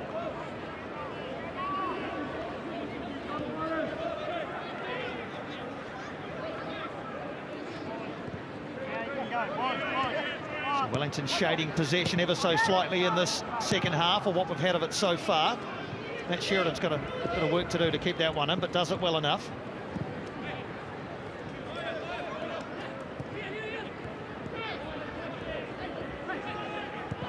Short passing game that Giancarlo Italiano preaches is in evidence again. Now Sam Sutton says we'll clear things up and get it into a bit of space over the other side. Giraldes thought about a shot from 40 yards, thought better of it, and then looked for the run of Barbarouses.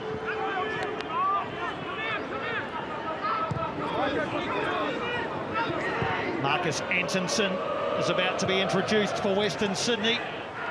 He's going to take the place of Zach Sapsford, the Swedish striker. Is about ready to enter the fray for the final 30 minutes.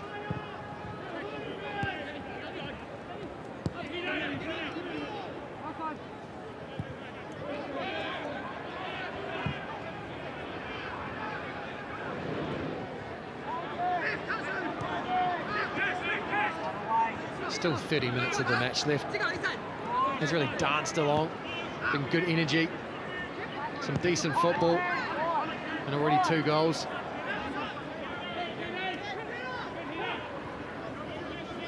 We're about to see Antonsen. I know the crowd here would love to see at some stage the introduction of Juan Mata, as into the area goes Brandon Borrello. Oluwaemi out smartly to smother at his feet. Well, this is what the Wanderers are so adept at doing. Runners in behind and then reinforcements there quickly. And that time Brandon Borrello doing well to play off, I believe it was Milanovic. Oluwaemi, though, smartly out. You can hear the words of Alan Stajic. No foul, he says.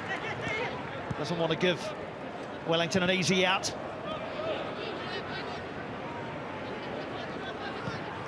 Well, an easy out might be what Stajic doesn't want in that particular moment, but more generally, he'll be looking for the Wanderers to establish much more pressure on the ball. They simply aren't disrupting the Wellington Phoenix in their own half. This is something that they were looking to do in the first half. In the second half, however, absent of any pressure. So Zach Sapsford, probably with Tim Payne's words still ringing in his ears, takes his leave. Marcus Antonsen, second year at Western Sydney for the Swedish striker, just the second Swede to play in the A-League after Ola Toivonen at Melbourne Victory. 11 goals in his 43 games so far. Marcus Antonsen, including one last week against Melbourne Victory, provided the cherry on the top of that performance. Is in a bit of a vein of form at the moment. In the last three has scored 2 and got an assist. And that'll be exactly what Stajic is looking for here. Given the Wellington Phoenix's form and position on the table, I think quietly he would have expected to pick up all 3 points today at Sky Stadium. It will absolutely still be his aim. Alex Gersbach. Now Brillante into Priestman. Yeah, given their recent form lines, there's absolutely no way Alan Stajic will be satisfied with anything other than the 3 points here today. That would take them to within a point of second-placed Western United with the same number of games played. Kraev. Priestman. Across the 6-yard area, Milanovic pulls it back. Well, it was pulled back for Milanovic from Antonsen. Now Kleur. That's a dangerous ball in from Fabian Kleur, but let's credit the desperate defending, particularly of Corbin Piper and Matt Sheridan. A lunge from the number 27 of the Wellington Phoenix, and then Fabian Kleur. This isn't as much a shot as it is trying to flash the ball through a field of bodies, hoping that either a striker gets a touch on it or a defender deflects it towards Josh Oluwaemi's goal.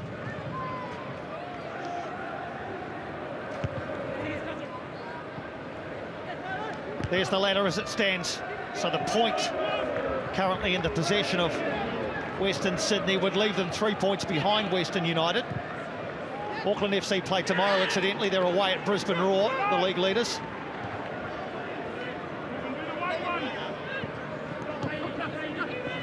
Kraev. Borrello and now Priestman.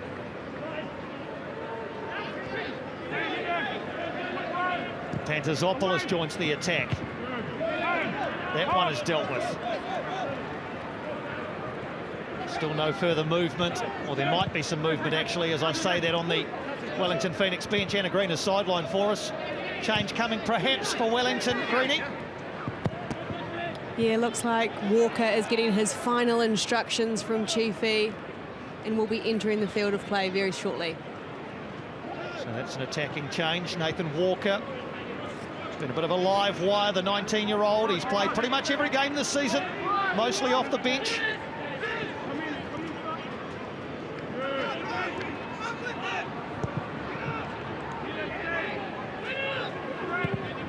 Pantazopoulos forward for the run of Gabriel Kleur, but it beats him beyond the byline. Game is fairly evenly poised with 25 minutes to go. Gabriel Kleur has been a constant down that right-hand side for the Wanderers. Talk about the engine and the quality of those in front of him, but he's very much been a facilitator today. not only in the discipline of actually making those runs forward to draw out a Phoenix defender, but then also trying to find the likes of Sapsford, who's now off, or Milanovic and Borello. So it'll be Nathan Walker on for Luke Brooks-Smith, we're hearing. In the meantime, Wellington with a chance to break forward. Sutton again.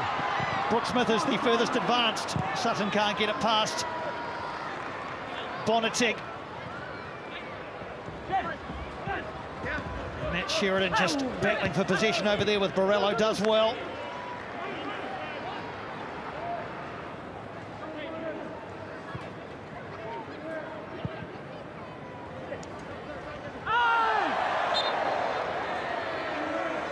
Foul that time on Ishiga. So Nathan Walker continues to wait. Ishiga just waiting for the contact. Clear with an arm around the Wellington Phoenix number 9. Looks like Finroa Conchi is also going to enter the fray. Haven't seen Roa Conchi for a while. Last time we saw him was in round 20 in the third derby against Auckland FC, but he's been introduced now along with Nathan Walker.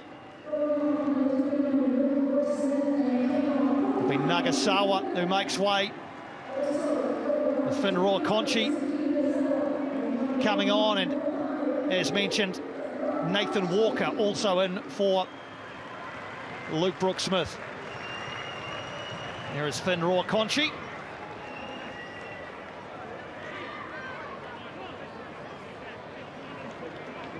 Well, these are necessary changes from Giancarlo Italiano's perspective. The Wanderers have made 2 of their own. Gerbach and Antonsen have come in, and you've seen a noticeable change in the energy levels from Wanderers. Important now that the Phoenix match that. Clever from Lucas Kelly-Heald. Geraldis has been a live wire. Seems to be the most creative force in Wellington's midfield as we enter the final quarter of this one. As so often happens, all 3 results remain on the table here.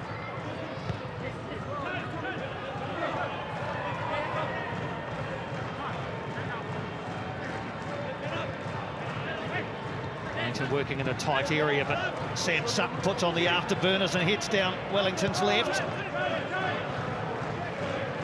More shots on goal for Wellington in the second half than Western Sydney.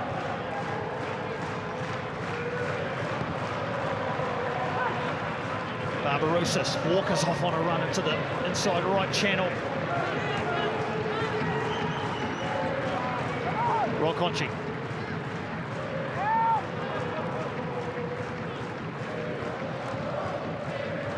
Nice ball from Payne into Barbarousis, his all-white's teammate.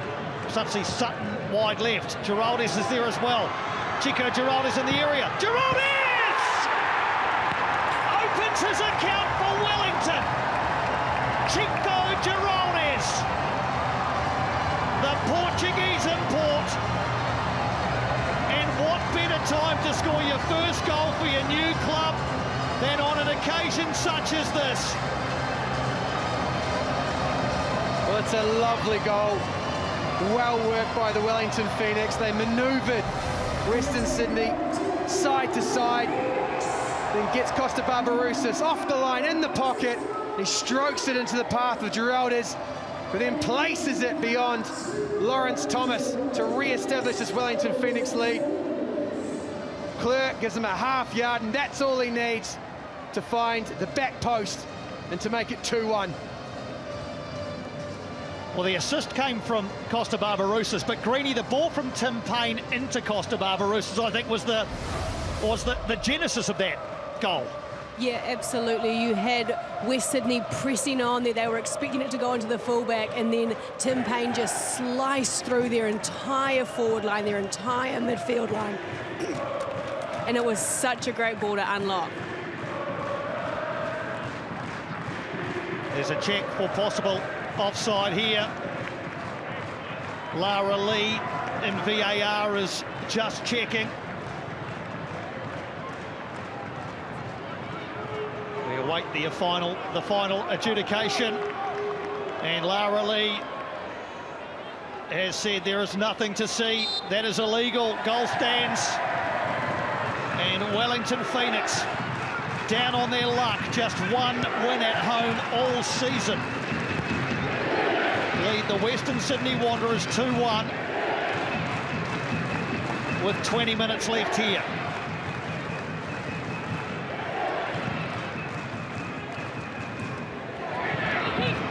Can they get back level on Marcus Antonsen? Almost saw that one drop down into a nice area for him. The volley is high and wide though. Well, off the elation of creating the inertia for the Phoenix to score the goal, Tim Payne misjudged that and it allowed the ball to fall to Antonsen. Set up nicely for him, expect him to hit the target from just outside the 18-yard box.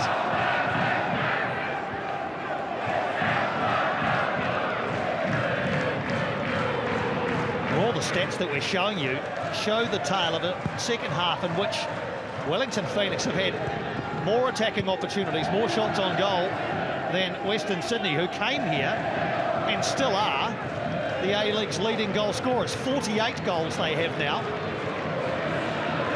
The Phoenix have far less than half that, just the 20 for Wellington before today. Make that 21, or rather 19 before today, 21 now. But Western Sydney, I guess the flip side of that is they'll know they have plenty of artillery and potentially some more impetus to come off the bench.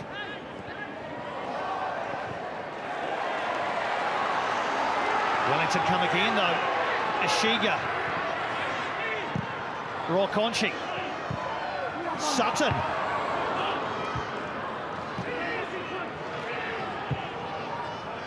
Now we go down the other end as Borrello frees up Milanovic and Sheridan gets a footer.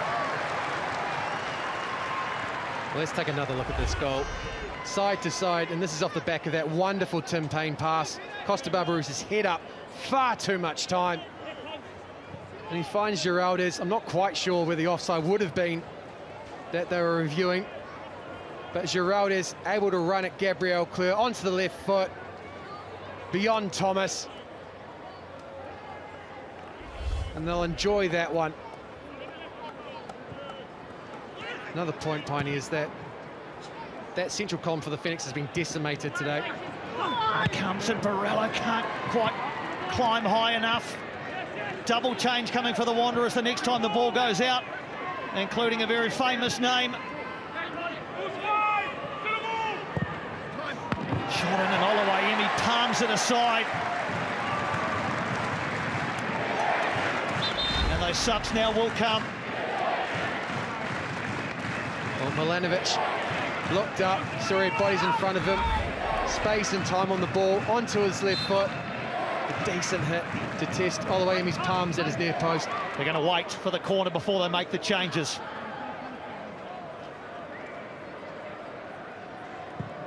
Towards the near post, and Antonsen came to meet and headed it up and over, and I think the changes now will come.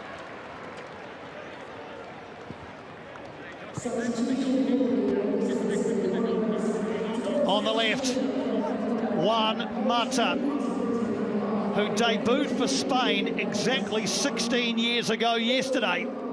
He'll take the place of Josh Brillante. There he is, Juan Mata. Just by means of comparison, when Mata made his debut 16 years ago yesterday, Luke Brooks-Smith was 9 months old. But Juan Mata into the action. Dean Pelikanos also introduced. I think Anna Green's day has well and truly been made, Jason Pine. Childhood Manchester United player. Debate going on in the truck, though, whether he's more of a Chelsea player. Well, he's on the ball now as a Western Sydney Wanderers player. Can he help inspire his team to an equaliser, and who knows beyond that?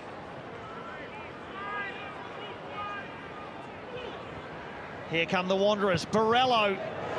Difficult angle for him to wrap his foot around. Brandon Borrello, always going to be dangerous. The last 15 minutes are going to be nail-biting for Phoenix fans, edge-of-the-seat stuff for Western Sydney Wanderers fans, compelling viewing for football fans.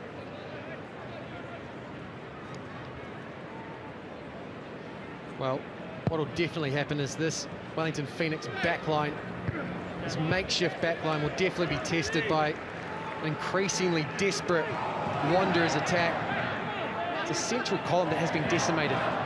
Arguably both centre-backs, starting centre-backs and starting midfielders are out for the Wellington Phoenix today. No Wooten, no Hughes, no Rattray, no Rufer. And in their spots, Tim Payne and Matt Sheridan have done a fantastic job, and arguably given the Phoenix the ability to defend one-on-one over much broader spaces, and that I think is nullified this really athletic Wanderers front line. It's certainly been cobbled together, the back line, but they've stood up big. For 75 minutes, what about the final 15? Barbarousis, Walker's in the area, Giroldi's at the far post, Ishiga with the shot, always rising high and wide from Hideki Ishiga.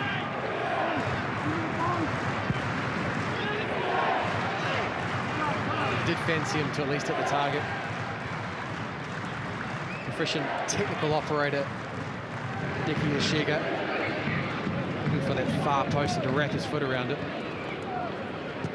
Perhaps just too late in the day for the number 9.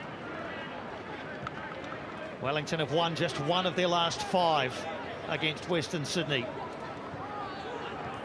We've laboured the point all day that these are two teams with very, very different form lines coming in.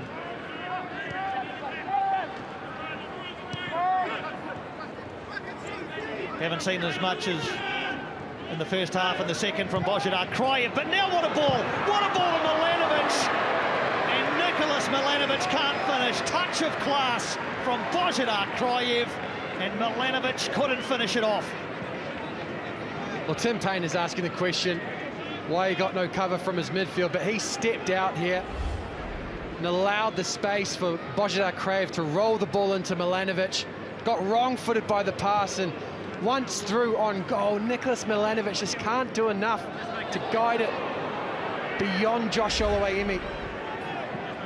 Oh, what a chance to get the second equaliser of the afternoon for Alen Stajic.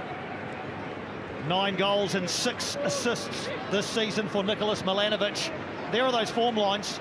Not a bit of green to be seen in Wellington's last 5 matches. The draw against Sydney FC last time out snapped a 4-game losing streak. Meantime, Western Sydney have won their last 4.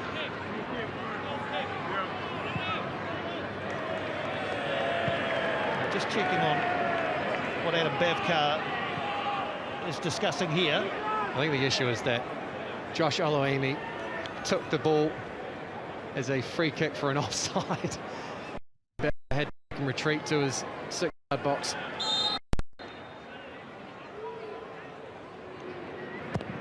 Which he has done, and as Des Buckingham pointed out at half-time, Wellington have decided against playing out from the back from goal kicks today. It's been a very different tactic from them.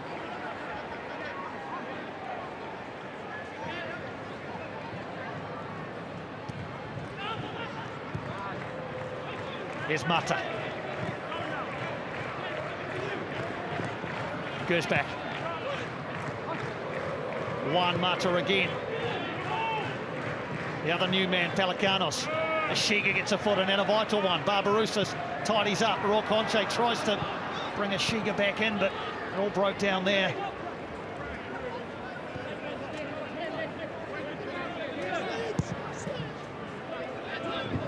Piper wins this header.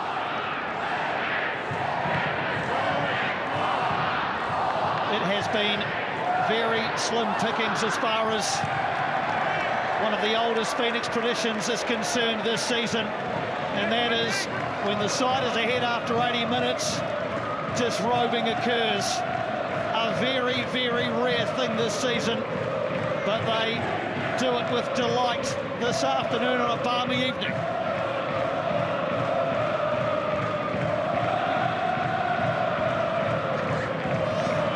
Well, they should enjoy it. They've waited long enough, the yellow fever.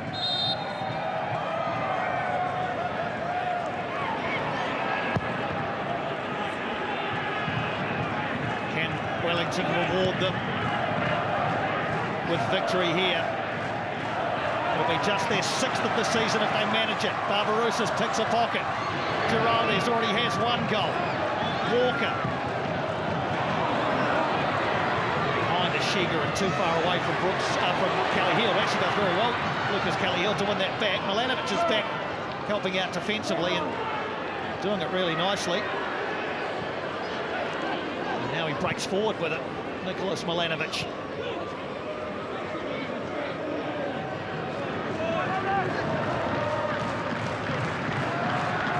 So the teams cheering Wellington on the loudest will be Western United and Auckland FC.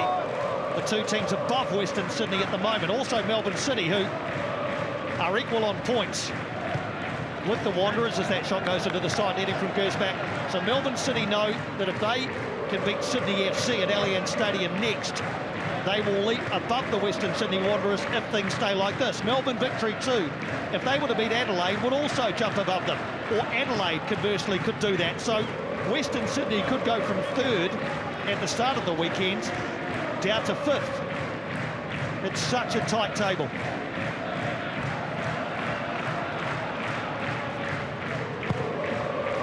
Yeah, the match tomorrow of importance will be that Auckland FC against Brisbane Roar game. Auckland FC definitely do not want to get pulled down into the peloton. That game on Sky Sport 2 for you tomorrow from 7 o'clock. Western Sydney, of course, are back here next week, or back in New Zealand, that is. They take on Auckland FC next. That's their next assignment. They'll go home after this game and then come back to New Zealand in time for next Saturday's game against the league leaders. So back-to-back trans-Tasman trips for the Wanderers.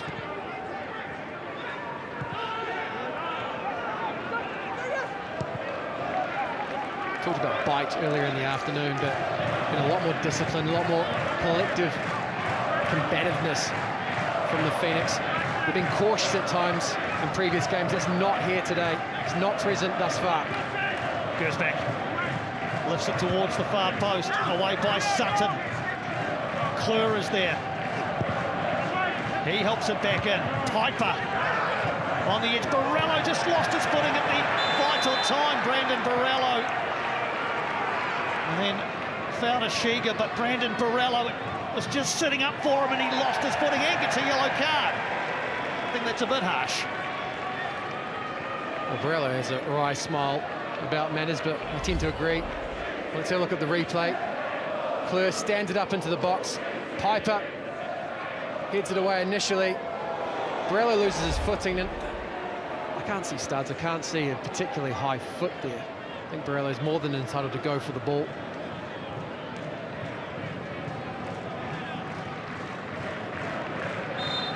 That's a 5th yellow card for Brandon Borrello, but fortunately, because Western Sydney have played 20 games, the threshold goes up to 8. So 5 yellow cards no longer earns a suspension. You have to get 8 to earn that ban now. So Brandon Borrello's timed that brilliantly with his 5th yellow card. It won't keep him out of next weekend's game against Auckland. That's fantastic for A-League fans. If they want to see Brandon Borrello up against Hiroki Sakai or Francis de Vries. What a contest in Prospect next Saturday. Here's Mata. Walker steps in. So does Bonatig. And that is rebounded off Alex Bonatig last. As we approach the final 5 minutes of regulation time here.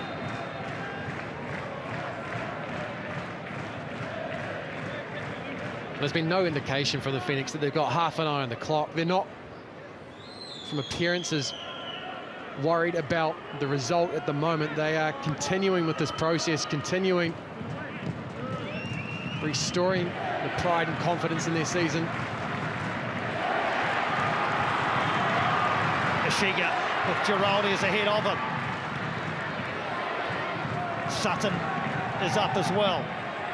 Giraldi's looks into the penalty area, sees Barbarouses, and now it's across from Sutton, and a vital intervention from Alex Bonatig, who's been so consistent for Western Sydney this season and was again. Well, Sam Sutton has time and space, gets his head up and is looking for Costa Barbarouses at the back post. This is a very difficult piece of defending. That is a ball that is skidding into Bonatig on a damp surface. He manages to steer it up and over Lawrence Thomas's goal. Corner is a short one. Giraldes, Ishiga. Well, a bit in slow motion at the moment, but Chico Giraldes gets moving. Very casual little backheel to Rokonchi. Rokonchi scampers to recycle. It's broken up, and Western Sydney perhaps with a chance to break. Kraev is deep.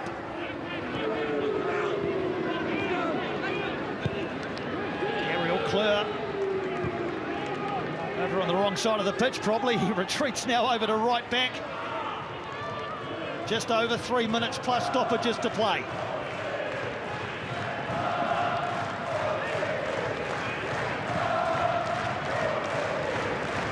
In terms of Wellington's table position, this would take them over the top of the Central Coast Mariners.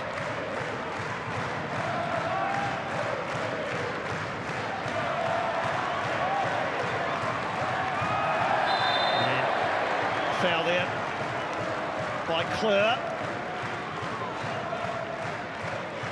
So Phoenix would go from 11th to 10th with this win.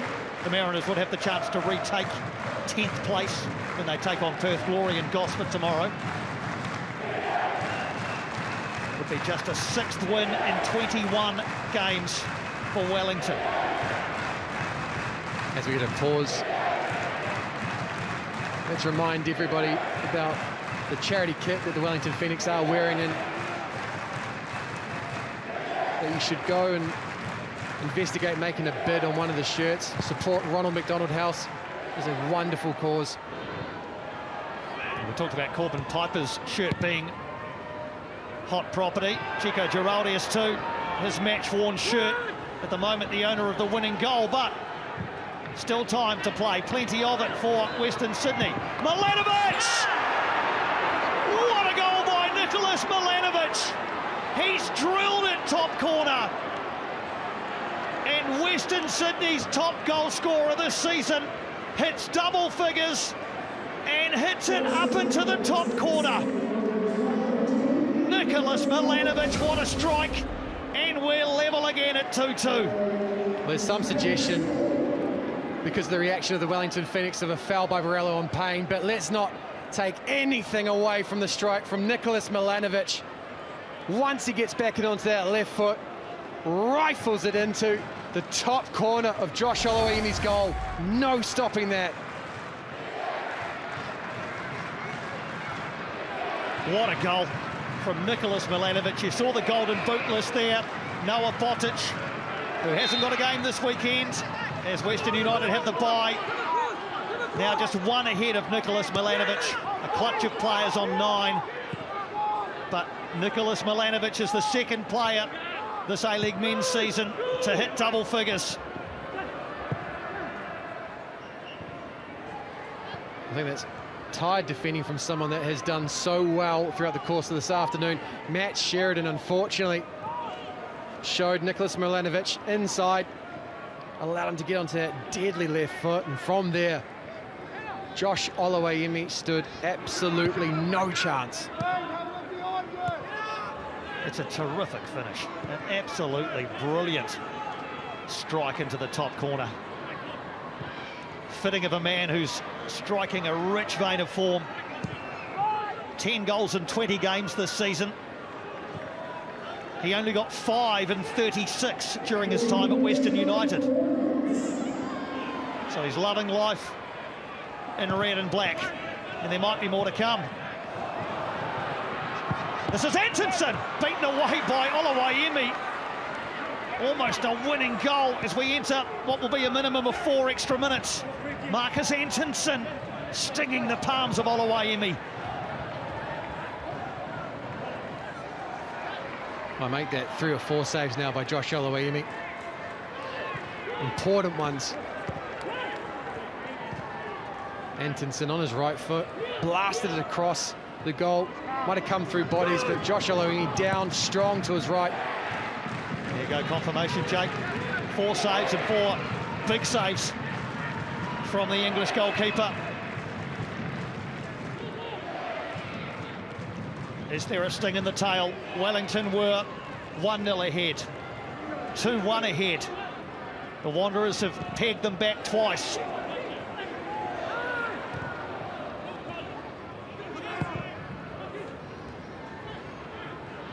Is there going to be a late show in Wellington, starring someone like Brandon Borrello, starring Juan Mata perhaps? Borrello. Gersbach. Tim Payne with the foot in, and perhaps Wellington have the chance. Chico Giraldes with a cheeky little attempt at a nutmeg. He's caught the eye today. Well, one man that's been very much in Giraldes' shadow, but needs his own credit, is Lucas Kelly-Hill, a replacement centre mid. He's been more than comfortable playing in tight spaces, playing with his head on a swivel. Really has stood out, done his job confidently but quietly this afternoon.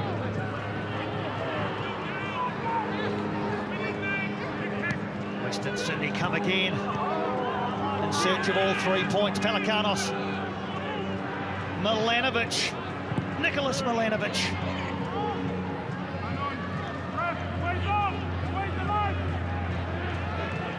Still there for Western Sydney. And for Mata. Is he going to stand tallest? Pelikanos. Conchi with the clearing header.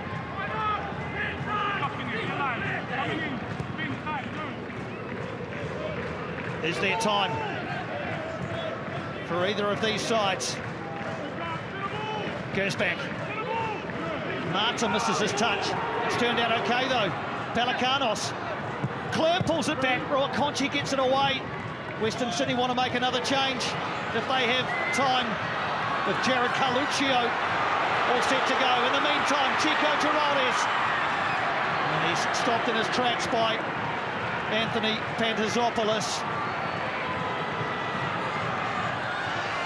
Play underway. Tim Payne is playing in the attacking third now. Barbarouses, a couple to aim at in the area. Walker, Piper! Oh, that's the chance. That's the chance to win the game. Right at the death.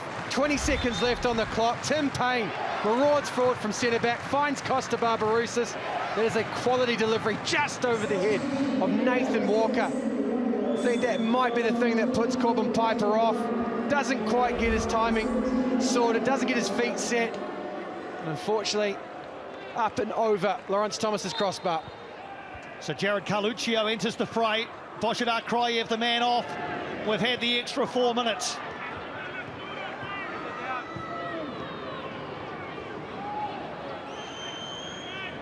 All eyes on the referee. Western Sydney perhaps with one more opportunity. Gersbach bangs it into Piper. Honours even at the end of a thrilling contest in Wellington.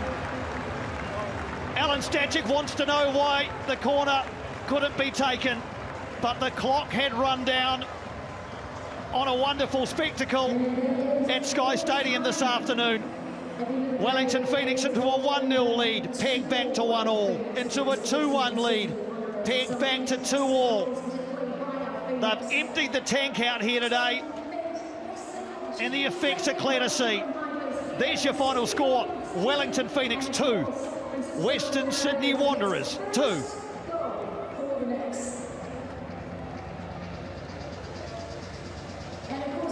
Well, 3-3 last night.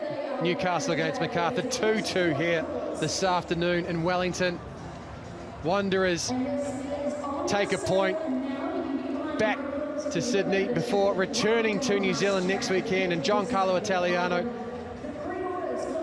can feel a lot happier after the result, but also the performance by his Wellington Phoenix side.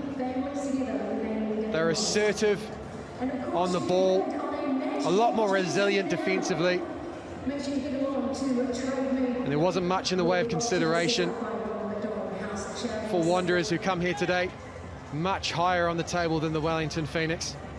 That was very much in the profile of the side that we saw last year, Piney. Terrific game. Really entertaining contest from two sides who came into the game in very different states of mind. Corbin Piper, a goal scorer, and oh so close to a second.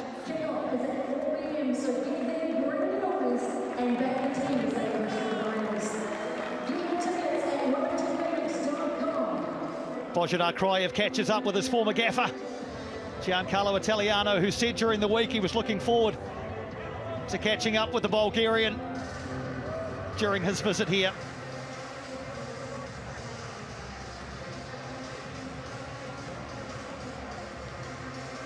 We'll get some post-match reaction for you very shortly. You can see the sweat on those shirts. I'm sure they'll wash them before they auction them. Don't forget, you can make a bid for those match-worn shirts, with all funds going to Ronald McDonald House. Let's get your sideline now, where Kimberly Downs is alongside Wellington Phoenix captain Tim Payne.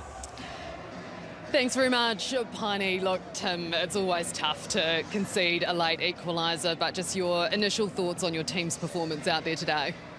Yeah, look, I think it was a little bit better than probably previous weeks. You know, we're a young team. We haven't performed up to where we were last year this season, so it's disappointing. And yeah, it's disappointing to concede like that. It's a good goal, good finish, but you know, we should do a lot better in the second half to close out that game. Tactically, a much more attacking approach that we saw today. Is that something we can expect to see from the group going forward, or was that deliberately for today? Yeah, I think we're a little bit better with the ball. I think we probably still ended up sitting in a little bit towards the end, which is disappointing. It's always hard to defend for long periods like that. But yeah, we scored 2 pretty good goals, which we've got to be happy with. But as I said, yeah, it hasn't been a good enough season from us. And you know, the beauty about sport is we come back next week and we try again and try to put on another performance. You're always going to be up against it today in terms of, I guess, the form book coming in, but also key players missing from your group, taking on that captaincy mantle today. What did you ask of the group coming out here? Oh, I didn't ask of them of anything. I just, you know, try and lead from example, lead from my actions on the pitch, and try and bring the rest of the players through that way. Yeah, we obviously had a lot of players missing, but it's a great opportunity for other players to stand up. Thanks so much for your time, Tim. We'll let you go now, and good luck next week. Cheers, Kim. Thank you. Let's head over now to the Western Sydney Wanderers captain, Lawrence Thomas. Lawrence, thank you so very much for your time.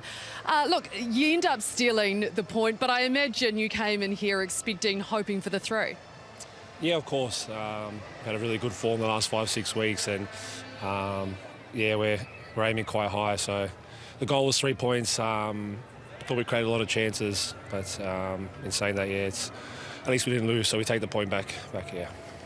In saying that, is there a certain level of I suppose, frustration around it, given how tight the playoff race is and your team's in your team's position in it? Yeah, massive. You know, I think from the points drawn now, I think our destiny was in our own hands in terms of top 2. We still got to play Auckland, Melbourne City, Western Melbourne as well. So, yeah, a bit disappointing. But yeah, that sort of late goal, I guess with how tight that top 6-7 is at the moment, maybe a point could be a difference in a few more weeks. You touched on the teams coming up. I have to mention Auckland FC while you are on your New Zealand road trip here. What are your expectations when you head north to Auckland next week? Hopefully a big crowd, loud crowd. They're, credit to them, they're doing fantastic in their first year in the A-League. It's great for the league, great for football in New Zealand. So hope to see it as packed as possible, and hopefully we send a lot of them home disappointed. They'll love to hear that. Wind it up already. Thank you so very much, Lawrence. Appreciate your time. Travel safe north. Thanks, Kimberly. Thank you.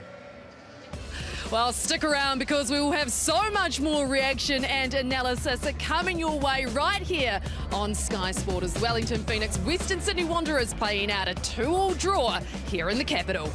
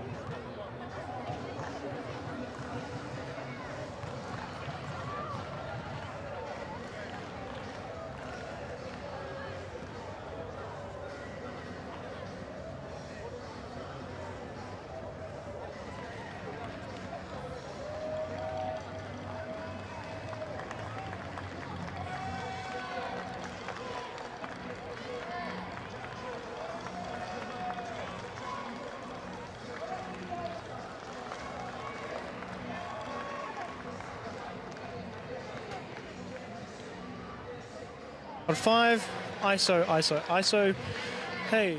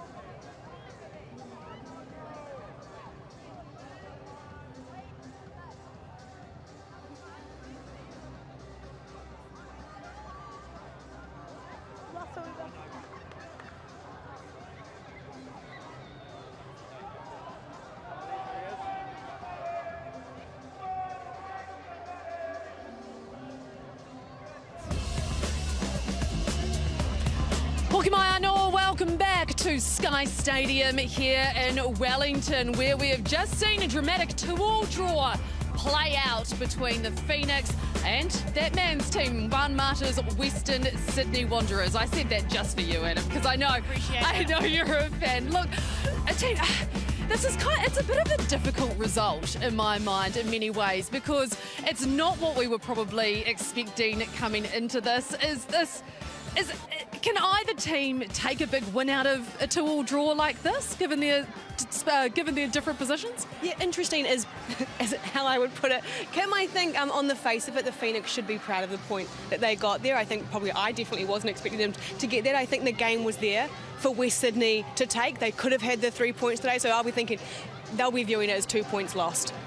Yeah, I agree. I think when we spoke at half-time, I think Western are probably disappointed they didn't go in at half-time further ahead, but the Phoenix done extremely well to limit the opportunities that Western did create. But then second half, I thought, for the 20 minutes at the start of the second half, Wellington were very strong. They stepped on, they backed themselves, they created a couple of really good opportunities and chances, and for me, deservedly went ahead. But No, Western Sydney, we said at the start of the programme, they have a lot of threats, and they certainly showed that in the final 10-15 minutes to get the equaliser, and could have gone on to get the winning goal at the end.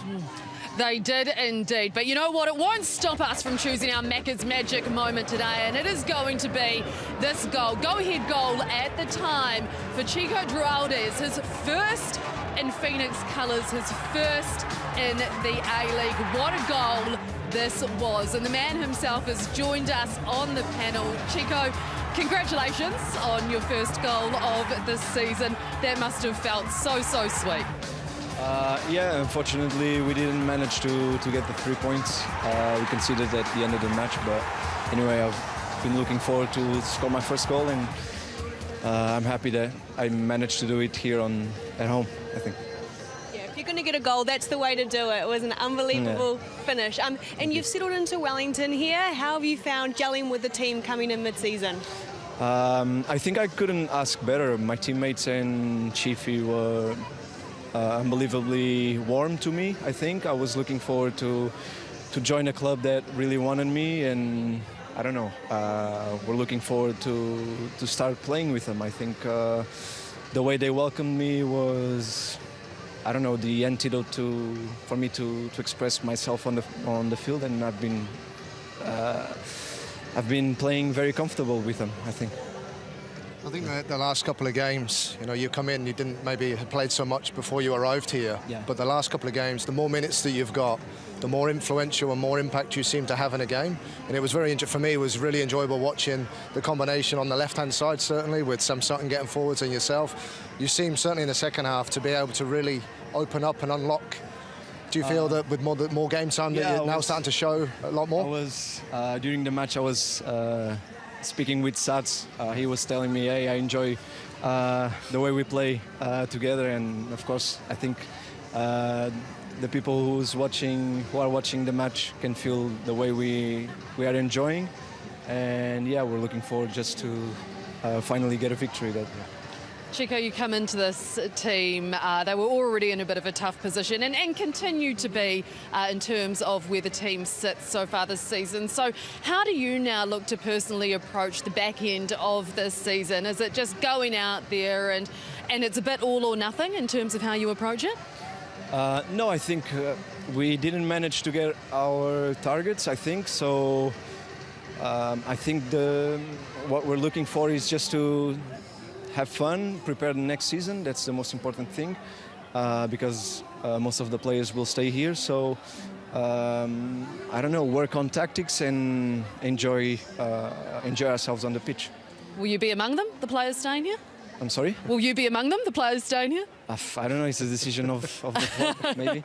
Oh, I had to ask. You set me up for it. Chico, thank you so very much for your time. Lovely to chat. And he was joined in the goal scorers list by Corbin Piper. He is with Jason Pine.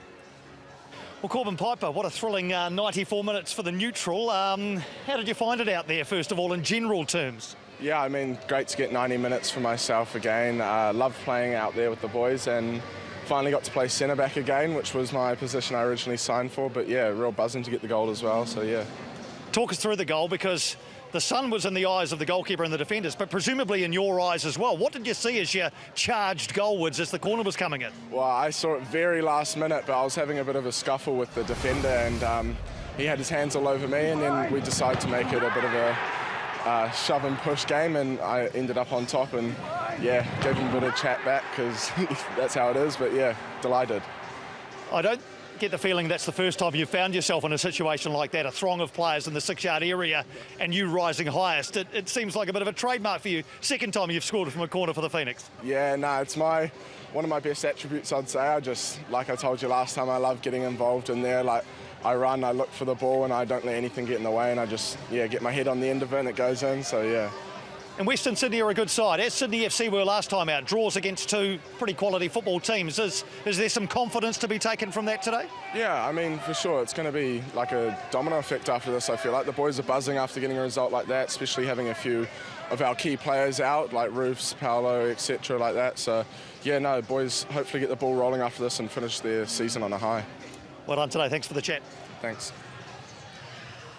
Great to hear from Corbin Piper there. Great to see young Oscar hanging around as well, waiting for some player signatures. We talked to him earlier in the show. He will be absolutely buzzing. Right, don't go anywhere because we have much more to come from here at Sky Stadium, including the Phoenix head coach Giancarlo Italiano, who joins us on the panel after this.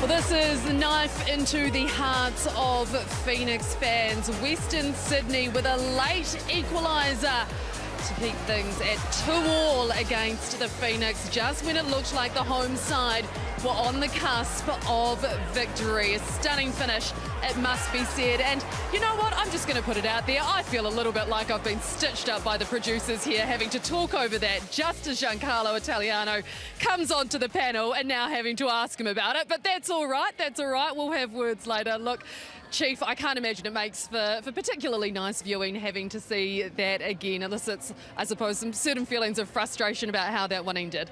Yeah, I mean, looking at it now, it was a top finish. I was disappointed, especially off a goal kick. I think there were some players that were tracking a little bit higher than what they should have, and just the recovery. And I'm not sure if it was a foul. I want to look at it again. I think if that was anywhere nearer the box, I think potentially they probably would have given it. But yeah, I was disappointed that we couldn't close the game out. When your form's against you a little bit, sometimes you forget how to win. It felt like that, especially in the last 15 minutes. but it's a good experience for those younger guys. And to be fair, I was actually quite worried. Wanderers are a great attacking team. We had sort of a makeshift back line today, and I thought Payne actually did really well at centre back. Shez as well. If you told me that those two would be starting the game and be able to hold out for 90, I thought they did quite well. But just, yeah, disappointed conceding late. Jeffy, you've touched on the young team that you had out there today. Yeah. I hate to get you to call on one person, but was there anyone that you were particularly proud of today in that younger group that really put in a good shift? Yeah, for me, I think Matthew Sheridan's been great all year. He's been very solid, consistent performer. If you look at our team, it's not a criticism of our team, but if you ask who week in, week out, gives 100%, is switched on for most of their games, he's the first player that I actually rely on him.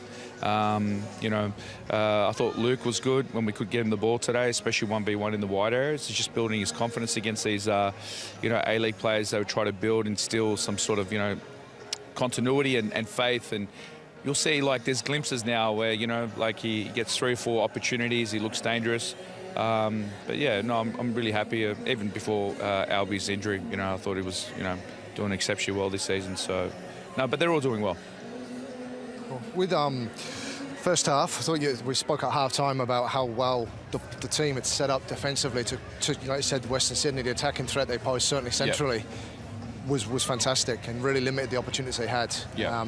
Second half, you come out, and I don't know what it was, that's probably my question. What changed in that start of the second half? Because for 20 or 30 minutes, you really took the game to them, created some wonderful opportunities. Yeah. So what was the kind of message that at half-time? Yeah, so we defended in a 4-1-4-1, and then we had one certain player tracking Clisby. So kind of a makeshift 5 because we identified that his crossing opportunities were he's very dangerous. Yep. It kind of worked, but we kind of got parked a little bit. So second half I went to both 9s locking up the 6s and letting them play around, and then we could step off more on the press. It worked for large parts, but it allowed us to counter-press a little bit effectively. But I think in the end, us being a little bit more on the front foot kind of burnt us out towards the end. And, yeah. Unfortunately, that's all we've got time for, Chiefy. But Sure. The good news is I think you and Des can talk analytics and tactics for the next few minutes, and I'm sure you will both enjoy that because we're going to head back to Piney now. Here's with Bozhidar Kraev. BK, great to see you back in Wellington. Welcome back to your old stamping ground. How did you enjoy coming back to Wellington for the first time as an opposition player today? Yeah, even last year when I signed with Western, I was thinking about this moment, how it will be, what the feelings gonna be, and yeah, it's a little bit weird, but then I'm a top professional. I play for Western Sydney. I gave my everything today. I'm happy that I scored a goal, and then yeah, I didn't celebrate because I have a lot of respect for the team, for the stadium. I became the first Bulgarian to debut in A-League in this stadium, so it's a big thing for me. Yeah, I thought that was very classy, the non-celebration. The game today, how did you enjoy being out there? It was great to watch. How was it to play in? I think, as always, we create a lot of chances. We are a very offensive, good team. Today we scored 2. Maybe we could score a couple more, but that's good that we create. And if we continue like this, I think it's going to be interesting. And a recall to the Bulgarian national team. We were all delighted to see your recall. You played a couple of games in the window against Ireland. That must be a very proud moment for you as well to wear the Bulgarian national colours again. Massive for me after 4 or 5 years. I had a couple of good seasons here as well with Wellington, but now maybe they saw some improvement and jump in my performance in Western. I'm happy that I'm back in the Bulgarian team. Hopefully I keep going there. Lovely to see you. All the best for the rest of the season. Yeah, second that. It is lovely to see Kraev back in the capital, although part of me, Anna, is also a bit like, just what a reminder of what the Phoenix have really probably been missing this season. Yeah, I think so. And we spoke about it before the game, that he is such a good physical presence. He's always on the front foot. He's looking to link with players, and that was key to the Phoenix's success last year and something that they were probably missing today. No, they were. I think, when you look at even Oscar Zavada up front, they give him a different way to play, allow players to get up the pitch. Costa's done extremely well today. I was really impressed with, Tim Payne hasn't played at centre-back for a long, long time. I thought he stepped in and played extremely well and led that back line very well, young side. And I thought Costa led that front line. And I think you have those experienced players, and you had Geraldez, you had Sam Sutton getting forwards, and there were some real positive signs there. But those two players in particular, at a time when you're missing so many, I was very impressed with. Yes, indeed. Well, we will look forward a little bit now, team, because we do have a big game coming up tomorrow, and that is Auckland FC up against Brisbane Roar over in Brisbane. Brisbane, of course, languishing down near the bottom of the table. Auckland FC at the very top, but Des, they absolutely cannot take this one for granted. No, they can't. I mean, they got off to a wonderful start, and Steve Corica's got that team playing extremely well. Certainly considering first season, I was up there. The fan base up there has been unbelievable, as I'm sure people that have gone to the games have seen. And I think most people would now tip them to take the minor premiership. And it's now about trying to get across that line, but do it in the way that they have done so far this year. Anna, for you, do you feel like Brisbane Roar, could have the potential to play another spoiler, given that, there have been a few draws of late for Auckland FC? I feel like I do keep asking you that. My confidence is so low on my ability to guess now those results. It's some crystal ball gazing for sure. But look, Brisbane is a tough place to go to as well. It is heat, it is humidity. And you're right, Auckland have dropped some points in really unexpected ways. So as Des said, you've just got to finish it off now. You've got yourself 80% of the way, but that 20%, that last bit to get across the line is often really challenging. And when teams are coming up against you, it's their cup final. So they'll be approaching the game like that, I'd say. What are you expecting to see? Exactly that. We've played in Brisbane several times, and it's very difficult, especially when you're used to the weathers here. Today we've had all sorts. But yeah, Brisbane, if you look through the games, Brisbane have thrown up a couple of surprises themselves against the bigger sides, and I'm sure they'll be looking at this one and seeing it as an opportunity to do that again. So Auckland, and I'm sure they will go there and give a good account of themselves. Yeah, well, we can't wait to see that match-up tomorrow on Sky Sport. Thank you both so much for being here. Anna Green, Des, both of your insights hugely, hugely appreciated. Des, you'll be back with us as well next week up in Auckland when Auckland take on Western Sydney. Gee whiz, that is going to be a spicy clash. Can't wait. See you then.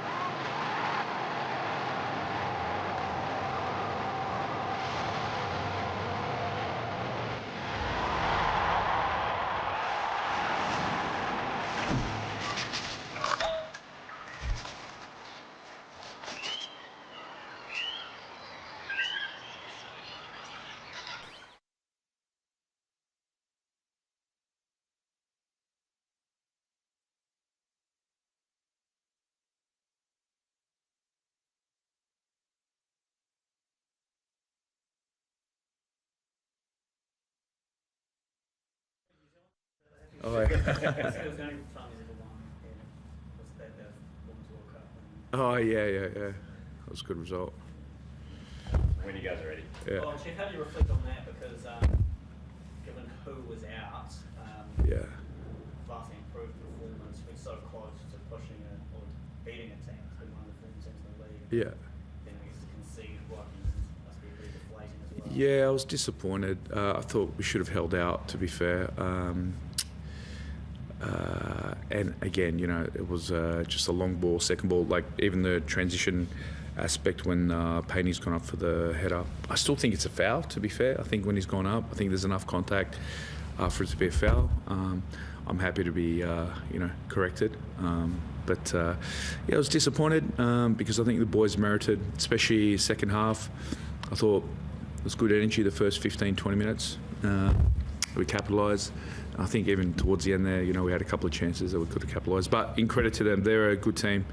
They, throw numbers very forward, very quickly, very dangerous.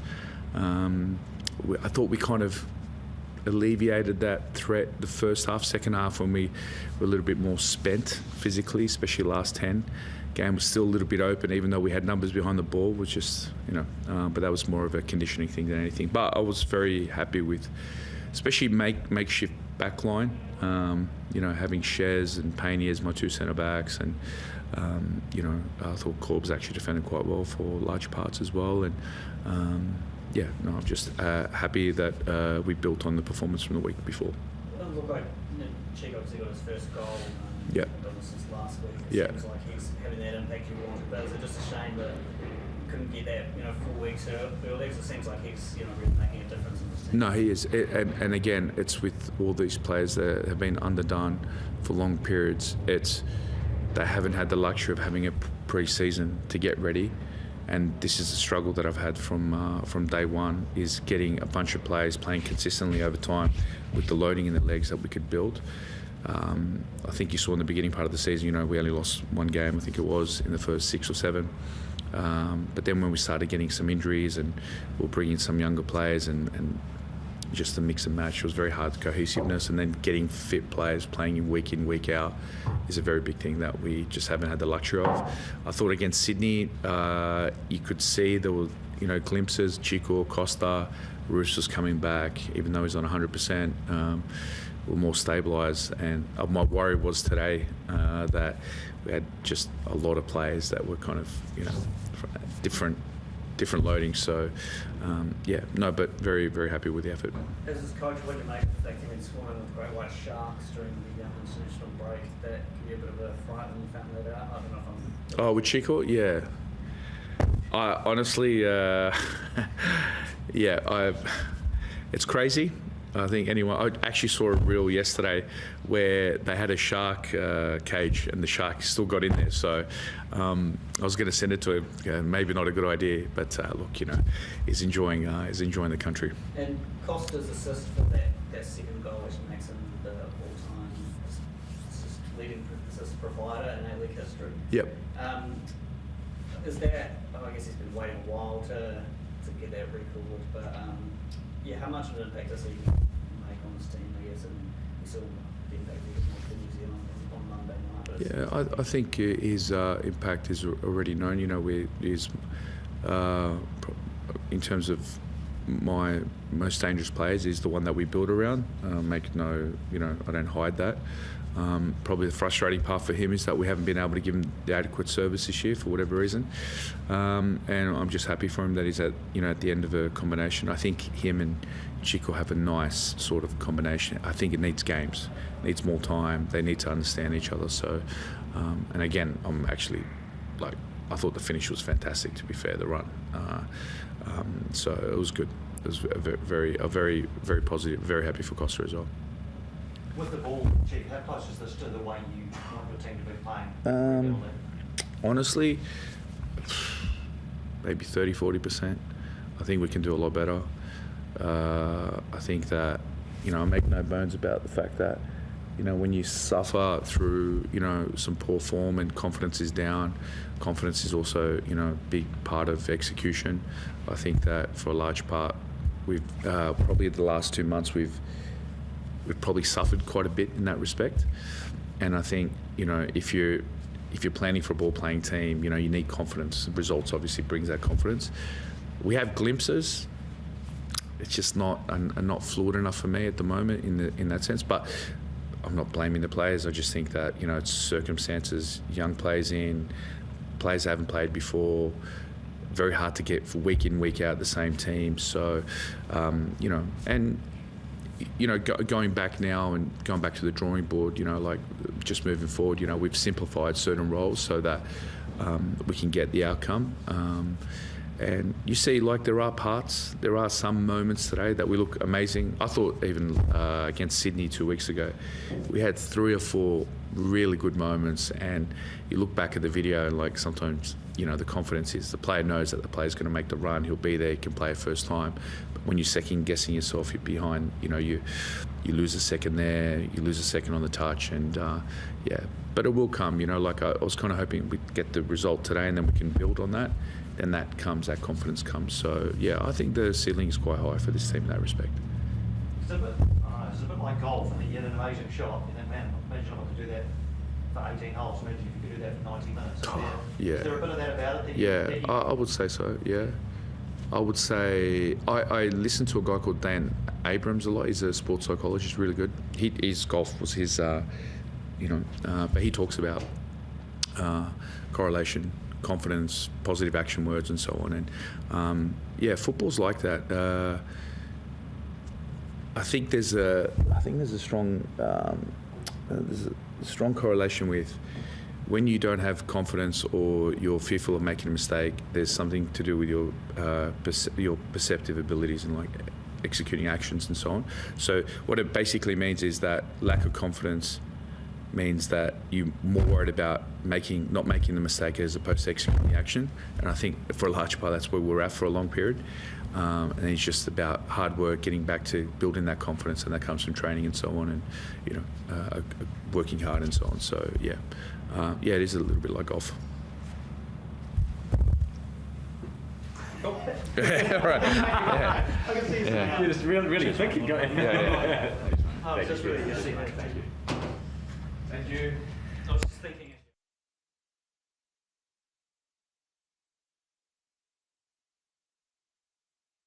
Targeting 3 points, but it must be a lot of to get a point. Yeah, like good form or not good form, everyone's targeting 3 points. So I think that's sort of a redundant part of the question. But yeah, look, we've been in good form, but we've had a bit of adversity this week. Wellington have as well. Obviously, a few boys missing for them today. But for us, obviously, after the international break and people aren't here, you don't want to make excuses. But missing 7 players at training for 2 weeks and people flying in from all over the world always makes it a little bit tougher for everyone. Anyone who's ever played the game and knowing how to get on a plane and either come from Qatar or Europe or China, and the jet lag and time zone changes, and then having to travel to New Zealand as well is probably the hardest time for any team to do it. It just happened to be us. So a little bit of adversity there, and ultimately I think it affected our team a little bit in terms of rhythm and the way we've been playing. But you've got to give Wellington credit. I thought they were excellent today. I thought they fought all the way through, created a lot of chances. In the second half, they had a good spell there for 15, 20 minutes as well. So, full credit to them and the boys that came in for them. So, I thought that they were good value for the point. I think we probably had more shots and more chances than them and more big chances than them when you look at the whole 90 minutes as a game, and ultimately we're lucky in terms of the scoreline and when it happened that we get a point. But over the whole 90, I probably thought we maybe edged the big chances and should have taken them to get in front, and then I think it would have been hard for them to come back. But I thought it was a hard fought game, and both teams, I think both teams deserve a little bit of credit to put on a show like that with the adversity we both had to have this week. Do you feel like could have had a corner in the end? I was just talking to Adam, the ref, and he agrees with me. He said he got in trouble. I shouldn't probably even say that, but John Moss is instructed when the game's over, the game's over. But I don't know anywhere in world football where that happens. I just can't remember a game. Maybe you guys can, where a game gets blown for full time when there's a corner. I just can't remember it. I just don't see it anywhere in any league in the world. And if that's instruction for John Moss, he needs to come out and say it, because there's been corners against us and no one's ever batted an eyelid when a corner's let go. If it's onto, what is time anyway? Like, it's just made up. It's all fictional. It's all added 1 minute, 2 minutes, 1.5 minutes. Like, they're the only judges of time. And I've never, ever, I haven't, not in the last 5-10 years.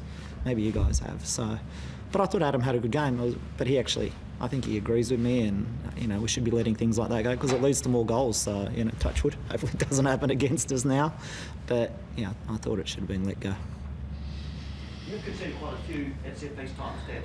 Is that an issue that weighs on you? Yeah, look, you don't want to concede anyway. I don't want to concede off set pieces. I think Piper's probably the best aerial player in the league, to be honest. He had 2 free headers against us last time. They just didn't go in. So, we knew he was a threat in the air. It was a shame Loz got a little bit of a block there and couldn't get out and get a punch. But, when you get good delivery and you got good people in there, it's always going to cause danger. So, of course you want to defend those. But, there was a little bit of luck that went their way in terms of a couple of ours got blocked incidentally off different things. But when you get good delivery and people in the air and they're attacking the ball, they're a threat all the time. So, I'd give him credit for that, to be honest. So your winning streak stops, but your unbeaten streak carries on. Do you still feel like you're a top 2 proposition? Yeah, definitely. I think we can beat anyone. I said that even when we weren't necessarily in winning form or winning every week. I think we can beat anyone on any given day. And to be honest, I think the top top 6 or 7 are probably all in the same boat. You know, it's a very, very tight league, and the ones who aren't in that top 7, they're only a millimetre behind. And, you know, I think Wellington showed that today. They showed that last game against Sydney. They could have even snatched a late winner against Sydney away from home. You know, we've seen Brisbane and Perth chalk up results, and they're a fair way off points-wise on the ladder, but they're not a long way off in terms of talent on the field. So, you know, you can't take any game for granted. So, you know, all things considered, you know, we'll take the draw in terms of what we've had to deal with in the last 2 weeks of a team that hasn't been there together to prepare for the game. But knowing that, still deep down, you feel like we've dropped 2 points. What do you make of Tim Payne standing over 6? It's all part of the game. He's a little bit experienced, isn't he? Trying to put it on the young fella. It's all right. It's all part of the game. Obviously got Auckland. I'd take him in my team anytime, so if he wants to come. He's a fighter and he's a winner, and that's why he's a key player for them. You know, he's experienced. I don't think I've seen him play centre-back ever before, but you put people like that in and they can just do a job anywhere, and he's trying to impose himself, and obviously qualified for the World Cup this week, so he's got that little bit of buzz about him as well. No, he's fighting for a World Cup spot, but he's just a winner. You know, people like that are winners and leaders, and, you know, you want them in your team. So we've got Auckland next. Do you stay in New Zealand when you've got 2 games against keep team? No, look, we thought about it at one point, but just the fact that a fair portion of our players have been away from home for already 2 weeks, and then had to do 3-4 consecutive flights just to get here. Some arrived back in Sydney last night at 6:30, and then, you know, go home for a few hours and back at the airport at 7 o'clock Friday morning. So it's not easy. And then to stay here for another week, and that would have been 3-4 weeks away from home. You know, that can get a little bit laborious as well. So, you know, we've decided to go home. It's not the perfect situation, but every team has to travel in this league. Perth have to travel every fortnight. Wellington and Auckland have to travel every fortnight. So that's just part of the game. And Bozhidar Kraev didn't want to celebrate his goal, but obviously he had a... I did. I celebrated for him. He obviously had a great impact in the time he spent in Wellington. Can you just talk about the impact he's had on the team and what you've made of his performance? Yeah, look, even when he signed, Chiefy rang and just said what a good character that we've signed, and, you know, that's probably the most important aspect of him. He's just a great person to have in the team, great character, great for our league, good for our team. He's just worked his way back into the Bulgarian squad based on A-League form, which is tremendous for him, but what a great representative for our league, you know, to think that people can play in our league and get noticed and identified and back into a senior European team and playing Nations League against Ireland last weekend. It was fantastic. But he's just a great character. He's a good footballer, and just adds a lot of value to our league, and exactly the type of foreigners we want in our league, people who are going to add value with leadership and character and also performance on the pitch. How's the internal golden boot race going? It seems like you've got a few guys who could be going for that. Yeah, look, it's a great little internal rivalry, but, you know, we don't actually ever talk about that, but, you know, to me personally, I couldn't really give a stuff who scores, so long as someone does and we score more than the opposition. I know that sounds simple, but the fact that we've gotten, you know, I spoke to Piney before the game, so many threats from different parts of the field, and even on a day where we weren't necessarily gelling and clicking, we still created. I still think we had, 20, I don't even know what it was, 25 shots or 22 shots, 6 shots on target, 2.5 XG. When you're not playing well, it's not too bad. Good way to finish. All right, thanks guys, thank you. Mate, safe travels home, mate. All the best for Auckland. Yeah, I do actually. I've never won an A-League game. Oh, really?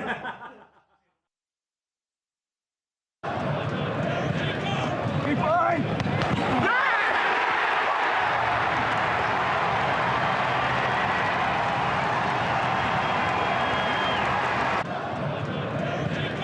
Be fine!